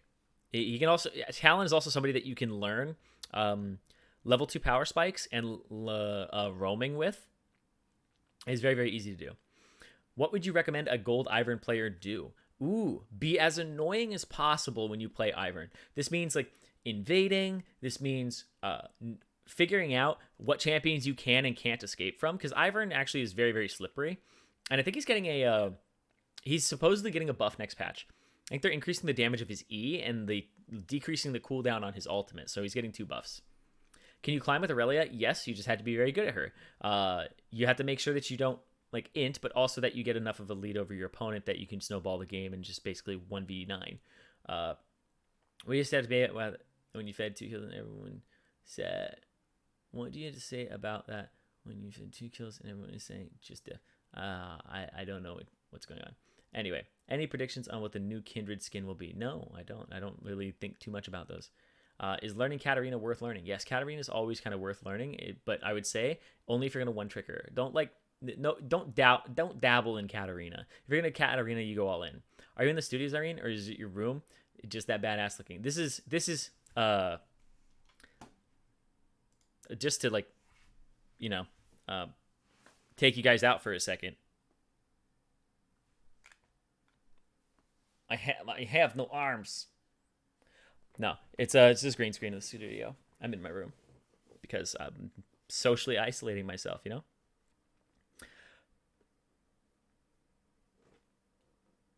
How can I carry teams with the chance? Any thoughts? Can climb with Kali? While you hurt the buffing Riven? Yeah. Yeah. Well, what about Twitch Jungle? Twitch Jungle is actually really I would say cheesy in a sense, and I don't really like using that word, but he's very, very very easy to get like level 2 ganks with. And as soon as he gets like higher, if you're an AD carry player and you're really good at like kiting, then absolutely you can play him. But just know that he's harder to play the higher elo you get, because people will like know what you want to do and you're very squishy. So is Sej a viable jungler? Yes, I think Sejuani is a very viable jungler. If you're looking for an ideal situation to pick her, I would say it's ideal to pick her when your team has a Yasuo, Either a Yasuo, an Aurelia, a Fiora, a Darius is also decent, so is Renekton, and excuse me, or a Sylas, because all of them have ways to stack her passive pretty much immediately for her. Leona's good too, and Braum. So yeah, it's a lot of melee champions, but not all of them. Not all the melee champions are like really great with her. What do you think of Fiora in the current meta? I think Fiora's good. I think Fiora's just like a good champion in general most of the time. I feel like Thornmail does shut her down, and people learned that, so she's a little bit on the weaker side right now than before. But I think before she was just utterly ridiculous. So, speaking of Fiora, what's your best tip for surviving team fights as Veigar / other mages? Ooh, playing around your cooldowns, because Veigar's actually an in and out mage. He's in and out. Like, he's supposed to E, throw his abilities, and then back off. Too many Veigars just stand there. Like, you actually just, you go like, you just try to like hit people with stuff, stack up enough AP to where when you do that once, they die. And then you just back off and wait for your cooldowns. Don't engage again until your cooldowns are back up. In team fights, it's like people should be playing around you. If they aren't playing around you, then, you know, it sucks that you have to walk up. But I see Veigar's carry even after their team is dead, because they just do so much damage. And they can, if you zone properly, don't throw your E out unless like it's a surefire thing most of the time. If you're using something like a Glacial Augment, which I recommend for him, because he doesn't really need any of the other ones. Like Comet's not that good on him. Glacial Augment's really good because then you can use GLP. You can use Twin Shadows, slow people down, and then put them inside the baby cage, and just make them kind of have to sit there and wait and think about what they've done by getting caught. Is Veigar good bottom lane? I think Veigar's good bottom lane. I think he's fine. He scales. He takes a while to get there, but he's very, very safe. If you're somebody who's like bad at bottom lane, but you're good at mages, you can go ahead and play that. Go ahead and play that, and I think it'd be good. Please notice, smile, any. I noticed you, senpai. All right. Any thoughts on Conqueror Talon? I've been seeing things like Conqueror Zed pop up here and there. Conqueror is just a lot of healing. The whole issue with it is it's where people are like too good to be bursted, that you have to like sustain against them now for longer fights. So it's like the higher elo you get, the more you may see things like that, because people already know like the burst of Electrocute a lot of the time. They're like, oh, this is what he wants to do. So getting Conqueror on somebody is a little bit, I would say. Any thoughts on Conqueror Talon, please? I'm talking about it right now. Okay. Holy moly. Yeah, but I think it's okay. I feel like it's not going to be that good at lower elos, but I feel like it'll be better at higher elos. I feel like in mid elo you would still use Electrocute. Opinion on LeBlanc? I think she's fine. I think she's good. Any tips for Vlad's early game? Just take solace in the fact that you will be scaling. As long as you are not feeding, you are going to be fine. You have the potential to carry the game. I actually banned Vladimir. He's my number one ban. It's Vladimir, Cassiopeia, Echo are my 3 bans in that order. So if somebody bans one, I just ban the other. And I feel like it's just, you end up, when there's a Vladimir in the game, he's very hard for me to gank because of his pool and the champions that I play. So I would say if you're Vladimir, just make sure you're pooling at the right time early game to avoid ganks. Don't put yourself in a situation in the trade where you have to pool. Save it for ganks and you become pretty much ungankable. Doesn't matter like if you're losing some CS, just get the experience, because the levels are almost as important, if not more important, than the gold itself. Like, you're not really item dependent, you're a little more level dependent as Vladimir, because no matter what, you're going to get that damage, you're going to be able to blow people up, and that's like kind of the frustrating thing about him, is the combination of damage survivability with levels. So you want to be able to get level 13 ASAP, because then you have max of both your Q and your E. So that's what I would say for early game for Vladimir's. Play it safe, and always think that it's going to be experience over gold in the early parts of the game, and then you'll get there. So, okay. We're getting into this game. Let's see what we have. We have Shaco jungle. Okay. We have Zed mid, York top, Thresh, Ashe bottom lane, Fiora top, Galio mid, Cho'Gath jungle, Leona Kai'Sa. Leona Kai'Sa, this matchup is one that Ashe Thresh should dominate early game, and Thresh should be able to flay and keep Leona out ideally, and maybe hook Kai'Sa. But the Ashe is somebody who is very, very vulnerable to the Leona in the later parts of the game. So the Leona counters the Ashe later, but in the early parts of the game, the Thresh will counter this matchup. And the range of the Ashe will actually outrange the Kai'Sa ever since her range nerf from before. So this should be a winning matchup here. Let's talk about the jungle. Shaco Cho'Gath. It's Glacial Augment Cho'Gath. I think the Shaco would be able to win that and kind of bully the Cho'Gath early.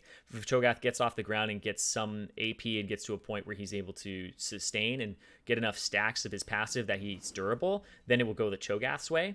Let me just move this really quickly. Galio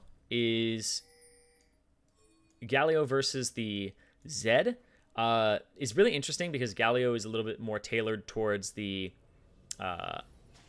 magic resistance than he is armor, but it's still not bad. So Aftershock on him. Zed will be able to kind of dictate some of the moves early, but Galio is something that Zed has to watch out for when he roams and also in the lane itself. So I think that's kind of a skill matchup. With a little bit more emphasis towards the Zed winning it early and then the Galio winning it later. The Fiora Yorick matchup. Now, I'm not too familiar with this one. I think the Yorick should win it early. If he gets Thornmail, he definitely wins this matchup. I actually highly recommend a Yorick gets the Thornmail in this matchup, or he gets an Executioner's, one or the other. So I think he should get an Executioner's or a Thornmail in this matchup. But the Fiora should like lose if he gets it before that. If it's a good Fiora player, you can definitely like go to town on the Yorick. You hit his vitals, and you. So, I don't know if people know this. The way Fiora's vitals work is they alternate. Oh, Kai'Sa forgot items. Oh no. So I knew. You know what's funny is I knew somebody was going to do that eventually, and actually have the game start with it because I saw that before. It's like, yeah. We'll see. Yeah. Anyway, the buying like Thornmail against the Fiora, I definitely recommend it against the or maybe even Executioners because sometimes you're an aggressive Yorick. Also, people don't really know this about Fiora, but pay attention to the vitals and where they end up. So it's now going to be on the top, okay?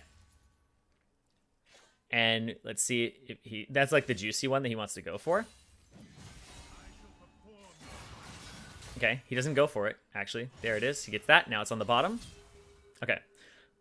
So you saw how much damage that was just from like, he didn't even do that trade particularly well. But vitals alternate from northeast to southwest. Yes, actually, fun fact, I'm the person who actually got it to be changed to that because it was supposed to be that. But apparently there was a bug when Fiora released that she actually was able to get vitals in the exact same spot over and over again sometimes, where somebody would like hit a vital that's on the east and then it would show up as the next vital and when you're being chased down. And I talked to the designer and he's like, no, it's supposed to be north and east and then south and west in terms of where you'd be able to get it. And I'm like, no, it doesn't work like that. I've been able to hit people like multiple times on the same side. And he's like, oh, and he looked into it and apparently Fiora came out at the time as same time as like One for All, where there would be multiple Fioras in a game. So there was like a coding thing on the reworked Fiora where it was like a bug where it would be able to show up in the same spot. And I think it was because they didn't want like all the Fioras to mark somebody and just like be able to like all hit the same vital on the same side or something when they played One for All. So is able to change it. So basically what ends up happening is, if you guys don't know this, Fiora, her vitals, she will either have one on the top or this side of the champion. So the top or the right of the champion. And when you hit that vital, the next one is guaranteed to spawn on the left side or the bottom. It's because League of Legends is played diagonally from bottom left to top right, because that's how the lanes are, right? So, and basically where the nexuses are. So the vitals will always do that. So if I hit one on the left here, it'll go to the right. If I hit one on the right, it'll go to the left. So it's basically, that's how it works, is these two sides, and these two sides will alternate. And the reason it's like that is it's supposed to be a feeling of you're dancing around the opponent, advancing and retreating as a duelist. So what you want to do if you see a vital here and you want to chase York is you actually hit this side of him and you start moving already afterwards. So you like Q to here, or you attack here, and then you immediately Q to the other side of him and start moving through with the extra movement speed to get the vital on either of these sides. And then when you hit the vital there, you actually want to alternate to the other side. So actually dance around the opponent, and you know where the vitals are going to spawn on those two sides. So just so people know a little bit more about like Fiora, that's how it works.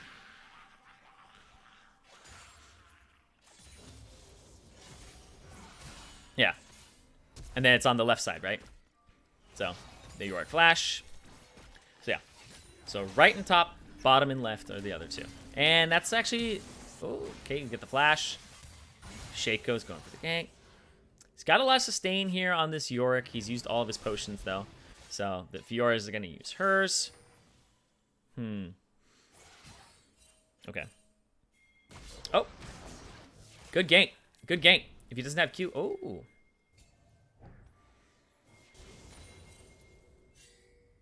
Yeah, the Glacial Augment from the Cho'Gath is really nasty. It lasts a long time. So... Fiora's vitals reset instantly on hit. You hit the person, and then it will go to the other side, but it has a quick spawning time. It's got, like, I would say, like, it's maybe half second or quarter second, but, like, you hit the vital, and then it will start to spawn on the other side, and it has to, like, fully form before you can hit it. So sometimes you hit it, like, right before, and it's not exactly right. So it has to, like, completely finish forming. Yeah, it might be quarter second, half second. Oh, another fun fact for you guys. Cho'Gath, everybody else in the game has quarter second cast times. They have a 0.25 second cast time. So, like, Galio Q is a 0.25 second cast time. Morgana stopping and casting is a 0.25 second cast time. Leona E, when she roots herself, Kaisa W is quarter second cast time, right? It takes a quarter of a second for them to fire it off and then move again, right? Oh, nice. Nice. Well done there. So anything that, like, roots you, like Ash W, right, is quarter second cast time. Fun fact, Cho'Gath actually has half second cast times. He has half a second cast times of both his W and his Q. And the reason is, and also I think his R, the reason is it's supposed to feel clunkier or slower, so you're like a big dinosaur. So that's how they emulated that feeling, is they gave him twice as long cast times for his things.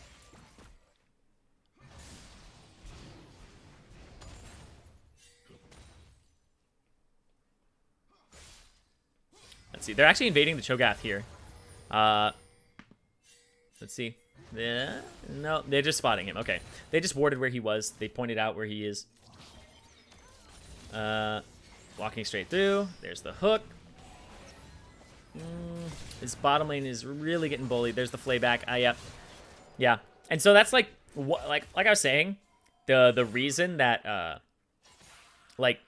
that this is such a good matchup for the Thresh is just he does so well against the Leona. He's able to flay her out of things. He's able to hook her and she can't escape.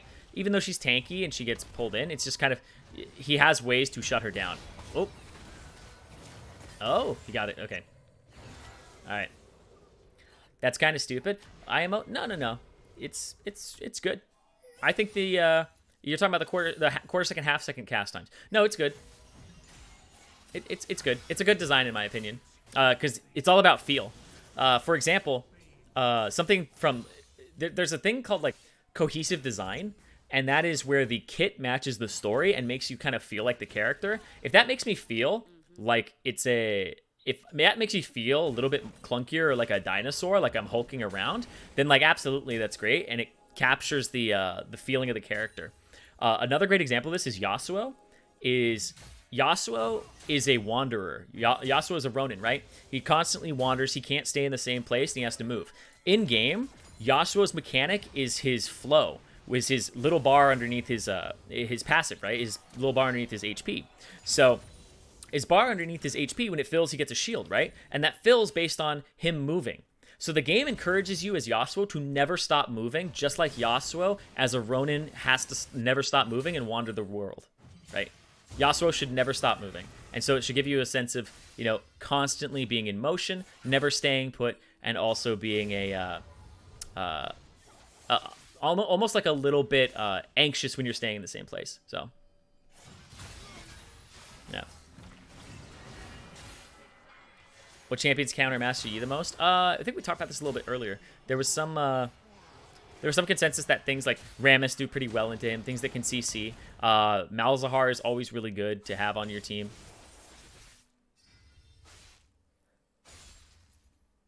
So, yeah. Let's see. Okay. Ooh. Oh, wait. If he hides that vital, Ooh! That was good. Because what happened there is... I'll tell you guys right now.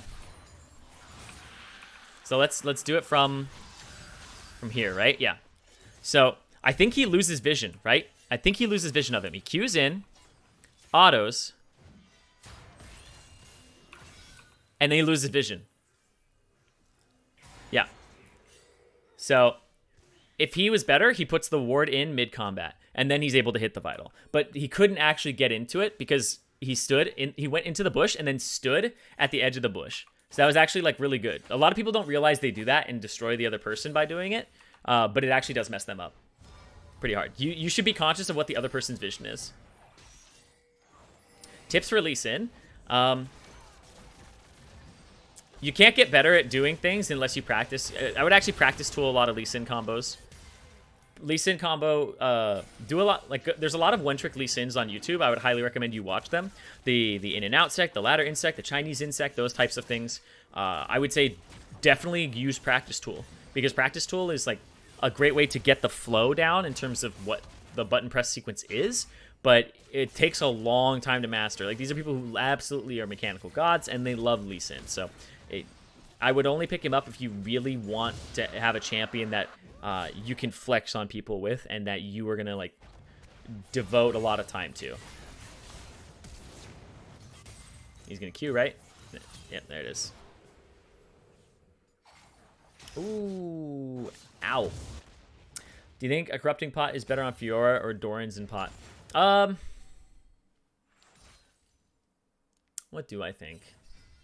Because I think normally the way that I'm just gonna double check. I like to sanity check myself on things, because I may not be like the best resource on it, because I think Doran's pot is usually better than corrupting. But yeah, it looks like Doran's pot is more common, and by far more common, and also better in terms of effectiveness, because she's not supposed to just be a scaling champion. She's supposed to start doing things in the early parts of the game too. So let me check Challenger Elo and see what they do. A lot of them take Doran's shield in Challenger Elo and find success. So it's between Doran's shield and Doran's blade. Doran's blade is probably the higher win rate one. Yeah, so not a lot of people take corrupting. They probably think it sacks lane too hard, because you aren't adding anything in terms of damage really. Any tips on Yuumi? Try to be as annoying as possible. Figure out who's really fed on your team, and who benefits the most. Because Yuumi, I love playing with Yuumi players. I like played with a Yuumi player a ton, and I loved it. When they speed you up, you actually feel like you're worth two champions, right? Because that's what you are. You're worth two champions. So I run around, and like the heal on the E and the speed up is just ridiculous. Somebody like flashes and like uses a gap closer to get away, or I guess gap creator, use a movement ability or whatever. They can flash and do that, and then I get to chase them down And it's like, oh, the Yumi Q, the prowling projectile, just flies at the person, slows them. I get healed to speed up. Like, I'm going to catch him. Yumi is really, really good. I would say my biggest tip for Yumi is to learn how to be really annoying with her, but also get a duo partner. I think she's actually designed to duo. Yumi was actually made with the idea in mind of if you can duo with your friend who's not very good at support and play with them still, right? That was kind of the idea behind her, to my knowledge, was that she was made with that in mind, where she's supposed to be like, your friend can kind of become your backpack, right? So, but they do have to press their buttons still, and there's a lot of things that you can do. What do you think about the Monamune build on Fiora? I think it's interesting. The Monamune build on Fiora. Oh, hold on.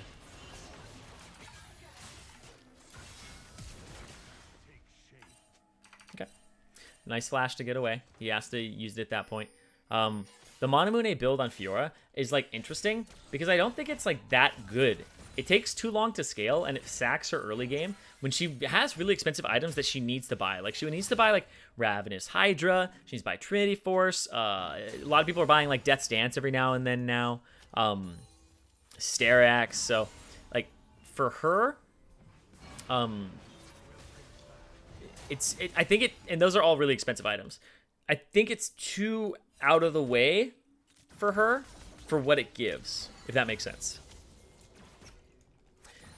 What do I think is stronger now? ADCs, tanks, assassins, mages. Well, I always think that mages are strong. Wow. ADCs are sometimes strong, like Xayah and Kai'Sa, but I think mages are typically the ones that are strongest at most points. Assassins don't normally get too much love. They're mostly solo Q stompers, but I would much rather have I'd much rather face a fed assassin than a fed mage, because mages at least have defensive options like Zhonya's and Banshees and like Rod of Ages and HP items and Liandry's and stuff. So I'd much rather face a fed assassin, because I feel like they're easier to shut down than a fed mage. And mages have wave clear, which prevent you from ending the game. So even if you do have a comeback, it's harder to end the game, whereas assassins just mostly try to split push, and they're easier to lock down, in my opinion. And you can't... I can win a game without interacting with an assassin. I can't win a game without interacting with a mage if he chooses. So that's kind of my thought process, is mages are always really strong. Tanks they go back and forth. Uh-oh. Nice. Frosty. Oh, that's going to put a big cooldown on his Q, but I think he'll still get out, right? Oh, nice hook. That's going to drag her in, but I don't think they have the damage to actually deal with that. They're going for the dragon, which is a good setup. Okay, so this will be the second dragon, potentially, for the red team. Is Draven viable? Yes. I would play Draven with, like, a Nami duo or something. Do you have any tips on Echo? Be aggressive early, because he actually has way more damage than you might think he has in his combos, especially when you get people lower. He's actually very deceptive, because a lot of people think Echo doesn't do that much damage. Like, when you play Echo jungle, you can invade people level 3 and absolutely bash them, because he brings out like this burst with his 3-stack and his W passive, where he deals extra damage to people. So it catches people off guard just how much he can burst low health targets. So if anybody's even relatively low in the jungle, it does a good job of blowing them up. So I would say, for Echo, be more aggressive than you might think you would have to be early. I think Skarner's a good pick if you're Captain Flowers. What tips do you have for late game Azir? Ooh, for late game Azir, it's like pushing your limits of how much you can do with your soldiers, and focus on just distance of yourself, because you'll never run out of damage. As Azir, you never run out of damage, right? But you can run out of HP, right? So just make sure that you're like maximizing the safety to you. You are one of the most annoying mages to deal with, because you're literally... Azir is literally Tristana in mage form. That's literally what Azir is Tristana in mage form. Because you have an ability that gets you away. Your ultimate is something that knocks people back and also peels. So you're a hyper carry with long range that has a self-movement ability that can get you out of things, and you have something that knocks other people back and gets them off you. So you have 2 ways to peel people off of you by yourself. So you're very self-sufficient, and you have long range. So focus on keeping yourself safe.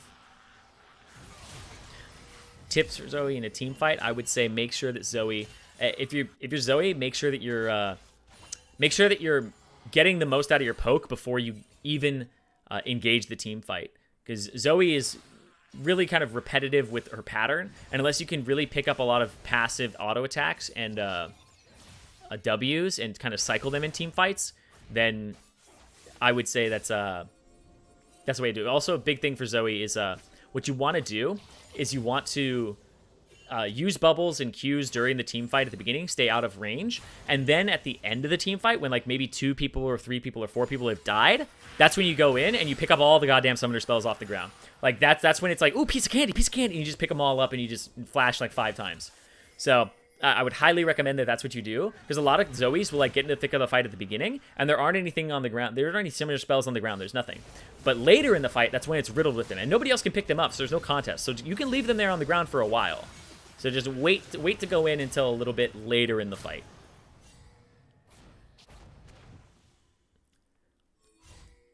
So let's focus on this game a little bit more here. I've been answering a lot of questions, and I want to focus a little bit on what these guys have been doing, because there's about a 4,000 gold advantage, 5,000 gold advantage for the blue team here, who have been able to shut down this Fiora top. It's actually a full buy of Thornmail. I don't think you need the full Thornmail. I think Bramble Vest is enough.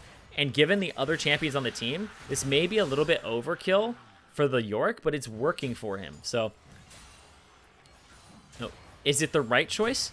I don't think so. Is it the choice that'll work for him? Yeah, for sure. And he's going to start split pushing here. The Fiora needs to pick up whatever farm scraps that she can to stay in this game. Oof, and when you miss a cannon, that sucks.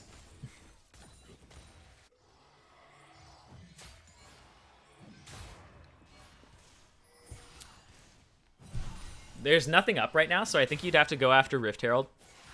Like, your bottom side is pretty done. You'd have to use, if I'm Cho'Gath, I use Galio to go towards top side, and instead of play to bottom side right here, because there's nothing to gain.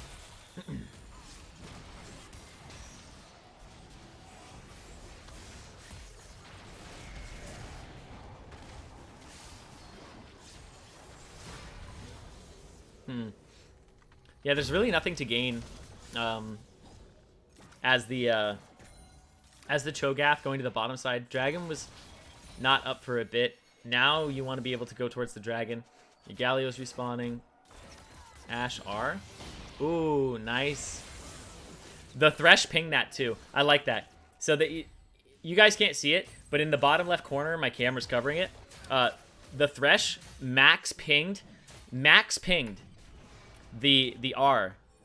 Like, he literally pinged Ashe's R 6 times in like a second and a half. So he actually ran out of pings. He pinged, what, 6 times? Actually, I don't know how many times you can do that. I think it's...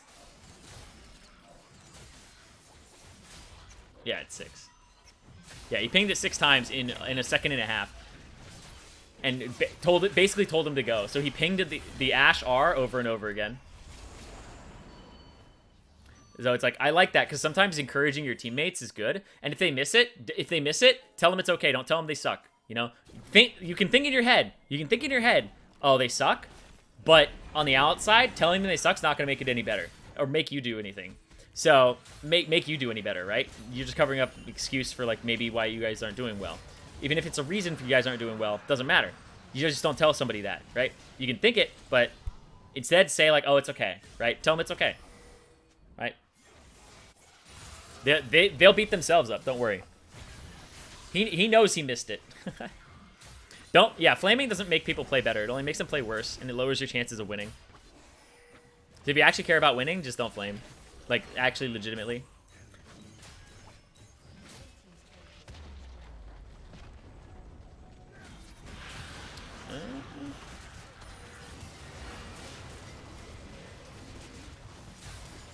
So a lot of these viewer games have been one-sided. I mean, the first one we had yesterday was really, really good.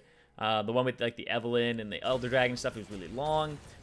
We've had a few that are good up into a point. And I mean, that's kind of how, like, if you guys ever watch pro play too, like, that's how the pro play goes. Is like early game, it'll be like really even. And then eventually it gets to a point where it's like the other team has an advantage that just keeps compounding. And that's called snowballing, right? That's the snowball of vision. That's the snowball of money. If you got money, you can just invest it and that'll make you more money.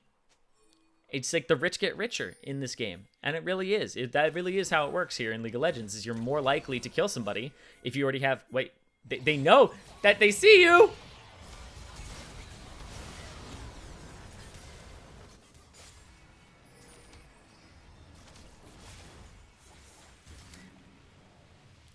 So sometimes you have to know what the enemy champion does. So getting hit by a Kai'Sa W reveals you, by the way.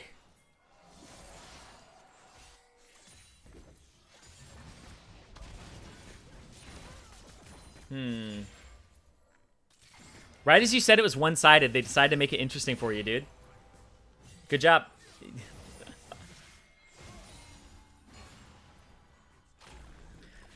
Lethal Tempo or Halo Blades on Callista? Halo Blades, 100%. Halo Blades got buffed or changed to be more lane-friendly. I think Halo Blades is just better right now. How to counter Yasuo in lane?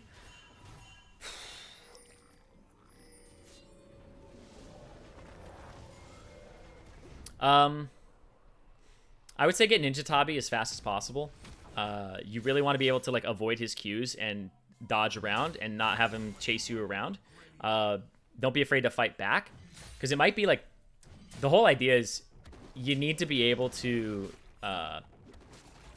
trade with him. And even if you're not dealing as much damage to him as if you had bought like something else, like maybe like, I don't know, a serrated Dirk or something. But if you end up buying a Ninja Tabi, it's actually going to be better for you, because you'll be able to dodge more of his attacks. You'll be able to more easily dodge his third Q, run away from him if he's chasing you down, all those things. So I recommend getting boots to ASAP. If you can't, if like Ninja Tabi isn't really what you want to put in your build, like you're like somebody who needs spell penetration, then still get your Sork shoes ASAP.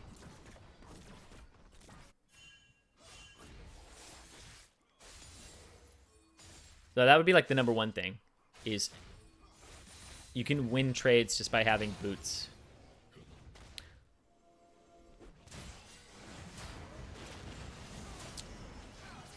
Oh. Because Kai'Sa's bottom, they're able to do this, and Cho'Gath doesn't know either, really.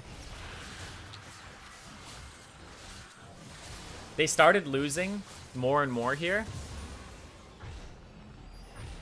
Yeah, they started losing more and more, and then the red team started like getting a little bit complacent there. They let up the pressure. There's no wards on it. Ooh.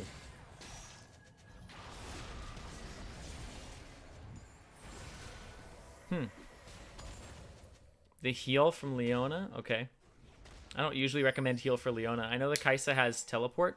Heal on Leona isn't that great. Leona's supposed to like go in, get the ignite down. I think exhaust is also a good option on her too against a lot of champions, like even Yasuo. Zed as well. So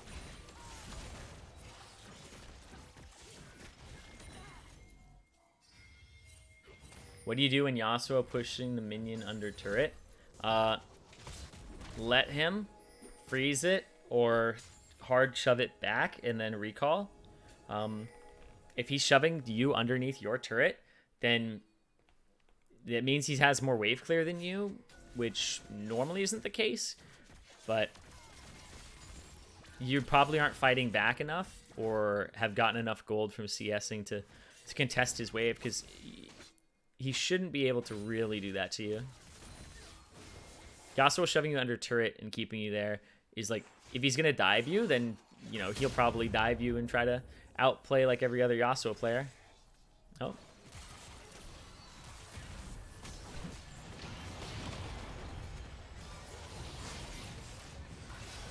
Well, Yorick is topside split pushing.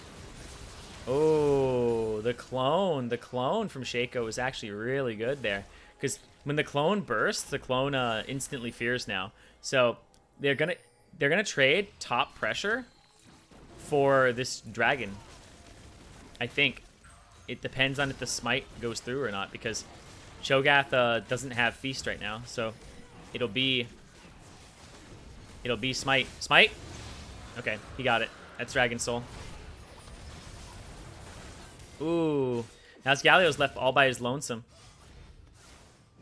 There was the TP. Yep. Hold on. What happened there?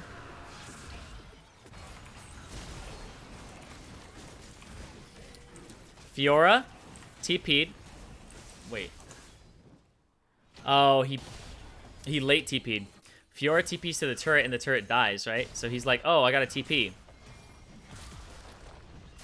Yep. And it dies, so his TP gets canceled. So then he has to TP. Or he goes to TP. Zed dodges the taunt. He gets killed before he even gets there. So yeah, two people die, or one person dies while TPing. The other one has his TP canceled because it's a bad location, and they just get cleaned up afterwards. So yeah, it's just kind of a sloppy setup. If you're gonna do something like that, you just have Fiora go top. You have Fiora go top, answer the Yorick in the lane. She has Ravenous Hydra. She can trade and then heal up. It's fine. And you have the rest of your team do this. If you feel like you need Fiora for this, then yeah, it's a little bit iffy. But you have the Cho'Gath. You should be able to like bring it home. But at the end of the day, losing your top inhib is not the end of the world. Oh wait, okay, that's just regular. And okay. It's not the end of the world. It will make it harder for you to get, you know, the Elder Dragon later, but okay.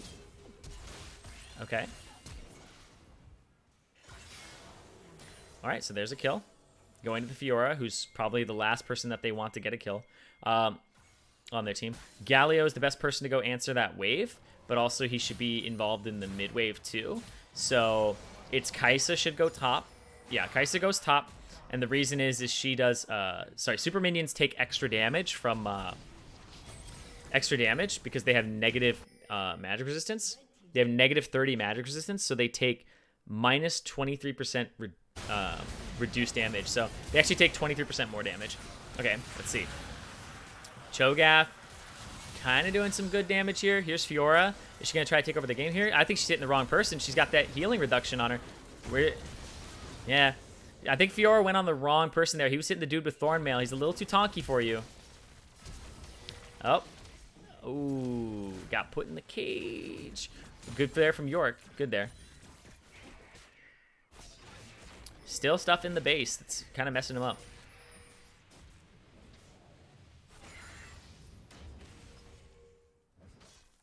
Let's see.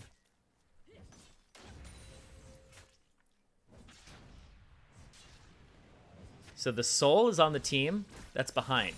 So it's actually like relatively even in a sense. That's not, I don't think that's like 7,000 gold worth of stats, but depends on how you use it. Like the Fiora loves Cloud Soul because you are somebody and you get a big burst of movement speed to chase them. So, and get inside the circle. So even if they flash away, it's all right.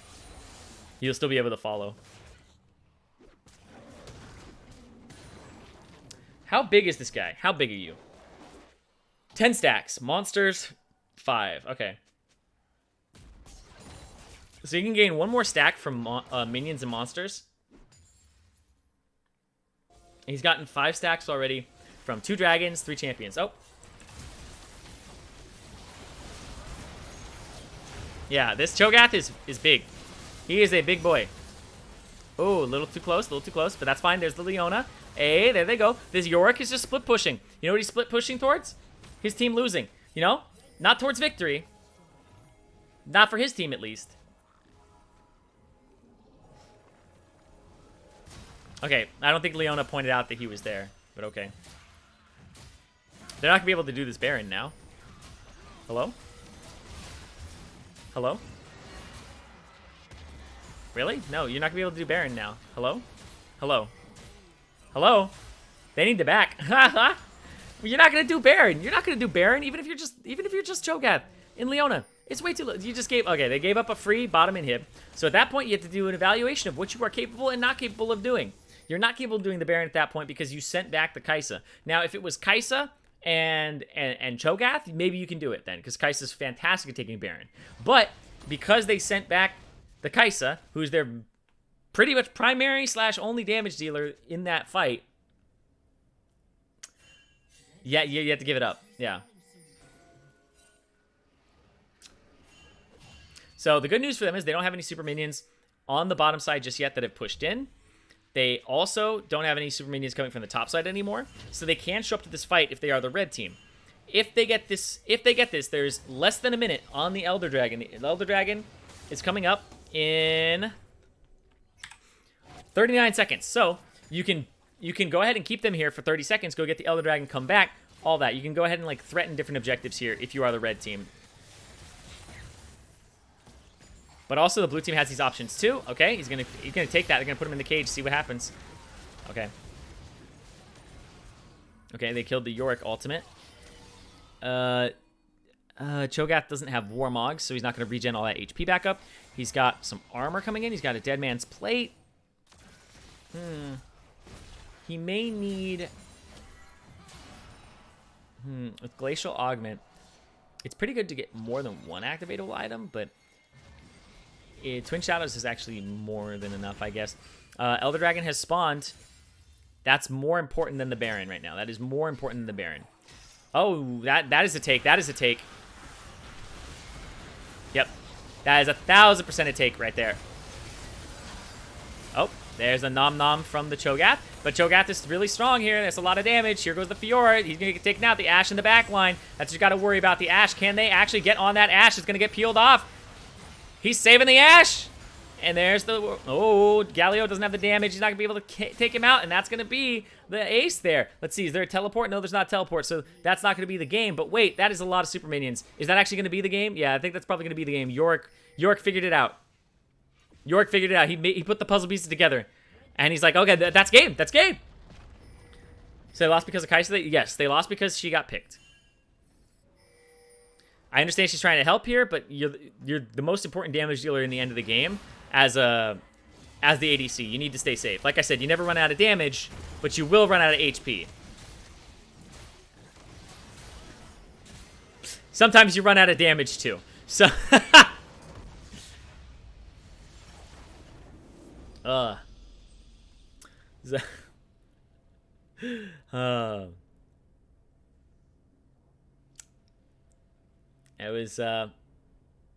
was kind of like we're gonna go back real quick and I'm gonna look at that final fight because the Kaisa's here on a ward. They see her. Well, he actually throws it into the bush. It's a blind hook, in terms of contact, but he knows that she's in there, right? So they see this. He places the ward over the... That's actually my favorite ward in the game, by the way. That ward. That actually is one of my favorite wards.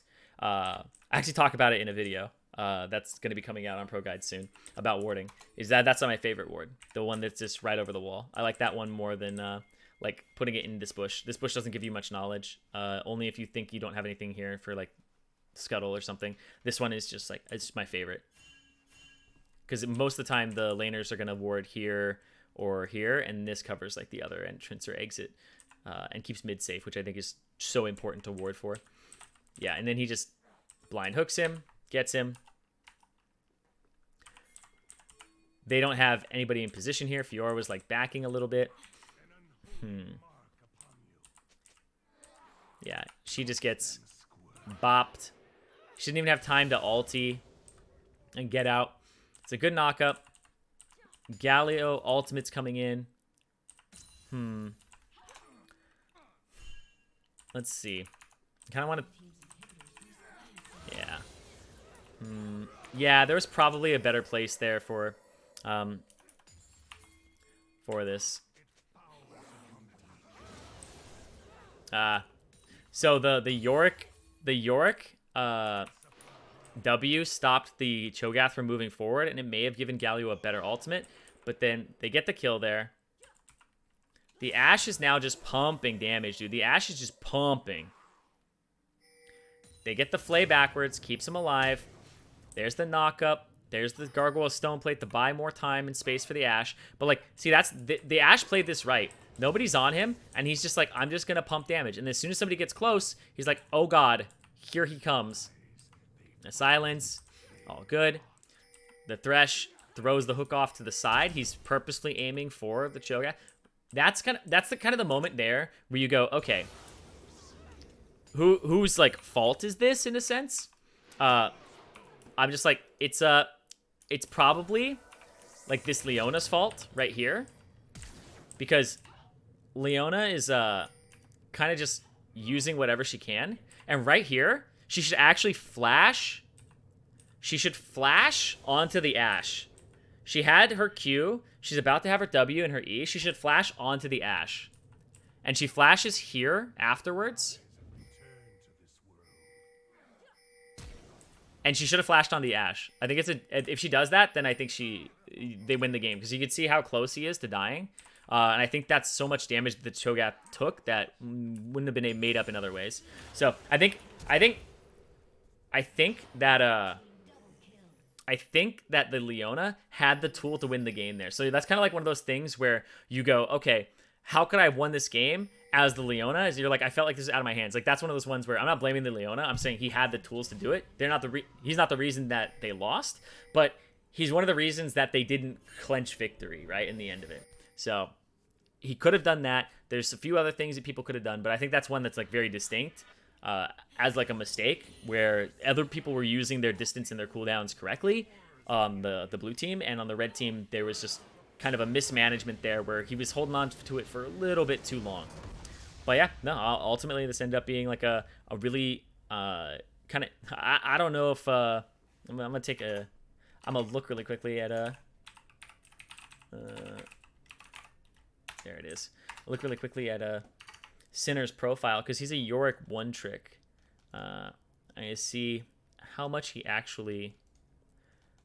play against. You play against Tryndamere. Okay. You played against Cassio. You play against a lot of, dang, dude. You play against a lot of random stuff. You played against an Alawi. You played against a Fiora. Is this your first time? Sinner, if you're in here, Sinner's Wrath, if you're in here, was that one of the first times that you had built not Thornmail, but like Bramble Vest versus a Fiora?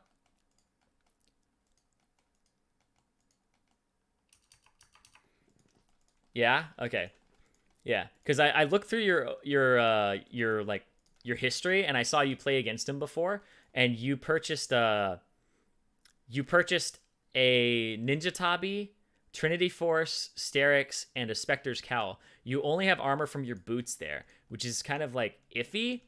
And then you don't even get like another armor item after, so you aren't even handling laning phase. And the whole point of laning phase is to make sure that you get through healthy enough with enough CS to affect the game. So you actually have to build for the lane first. It sucks to delay your Trinity Force, but like building a Bramble Vest, not even full Thornmail, but building a Bramble Vest is going to go a long way.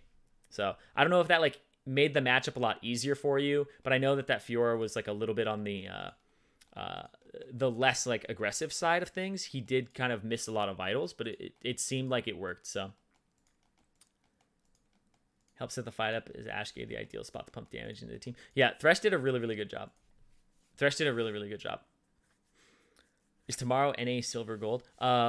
We did silver gold for NA yesterday, I think. Yes, yesterday was NA silver gold twice. This morning was EU silver gold. Tonight was NA iron bronze. And then tomorrow I'm feeling like we're going to do something else in the morning. I'm trying to figure out what it's going to be. I don't know if I'm going to be in charge of that stream. I'm trying to figure out like what that schedule is going to be, but it's still going to be 10:30 and 4:30 in terms of Pacific time. Why no EU? I did EU earlier this morning. My Life 97. This morning was at 10:30 a.m. Pacific time was EU. So I did EU stuff earlier. So yeah, we are doing EU West stuff. I was on EU West servers. The VOD is up if you want to go watch all that stuff. Anyway, in terms of like this stream, I do have to wrap it up. We've been going for like a little over 2 hours, and that's kind of like the time. Normally, this stops after like one game, but I'm feeling like 2 games is a bit more of a sweet spot for what we're doing right here. So anyway, we're gonna start wrapping this stream up here, guys. Like, I hope you guys have been staying safe. I hope you guys have been having fun first and foremost. I hope you've been one, having a good time, been entertained, learned something here today as well, because I think that's honestly like a big part of League for me, is like constantly learning. And maybe it's why I kind of like patch changes too, is there's always kind of something new to learn. But yeah, we've been doing these streams ever since yesterday. We go live at 10:30 a.m. Pacific, and then again at 4:30 p.m. Pacific, focusing on North America and Europe right now. Right now, we've just been doing viewer games and in like watching them. We might do a little bit more in the future on individual people, because it's all going to be focused about you guys, like answering your questions. Also, I want to do things where like maybe I do op.gg reviews. Maybe you guys can start sending in VODs and we can actually go over them.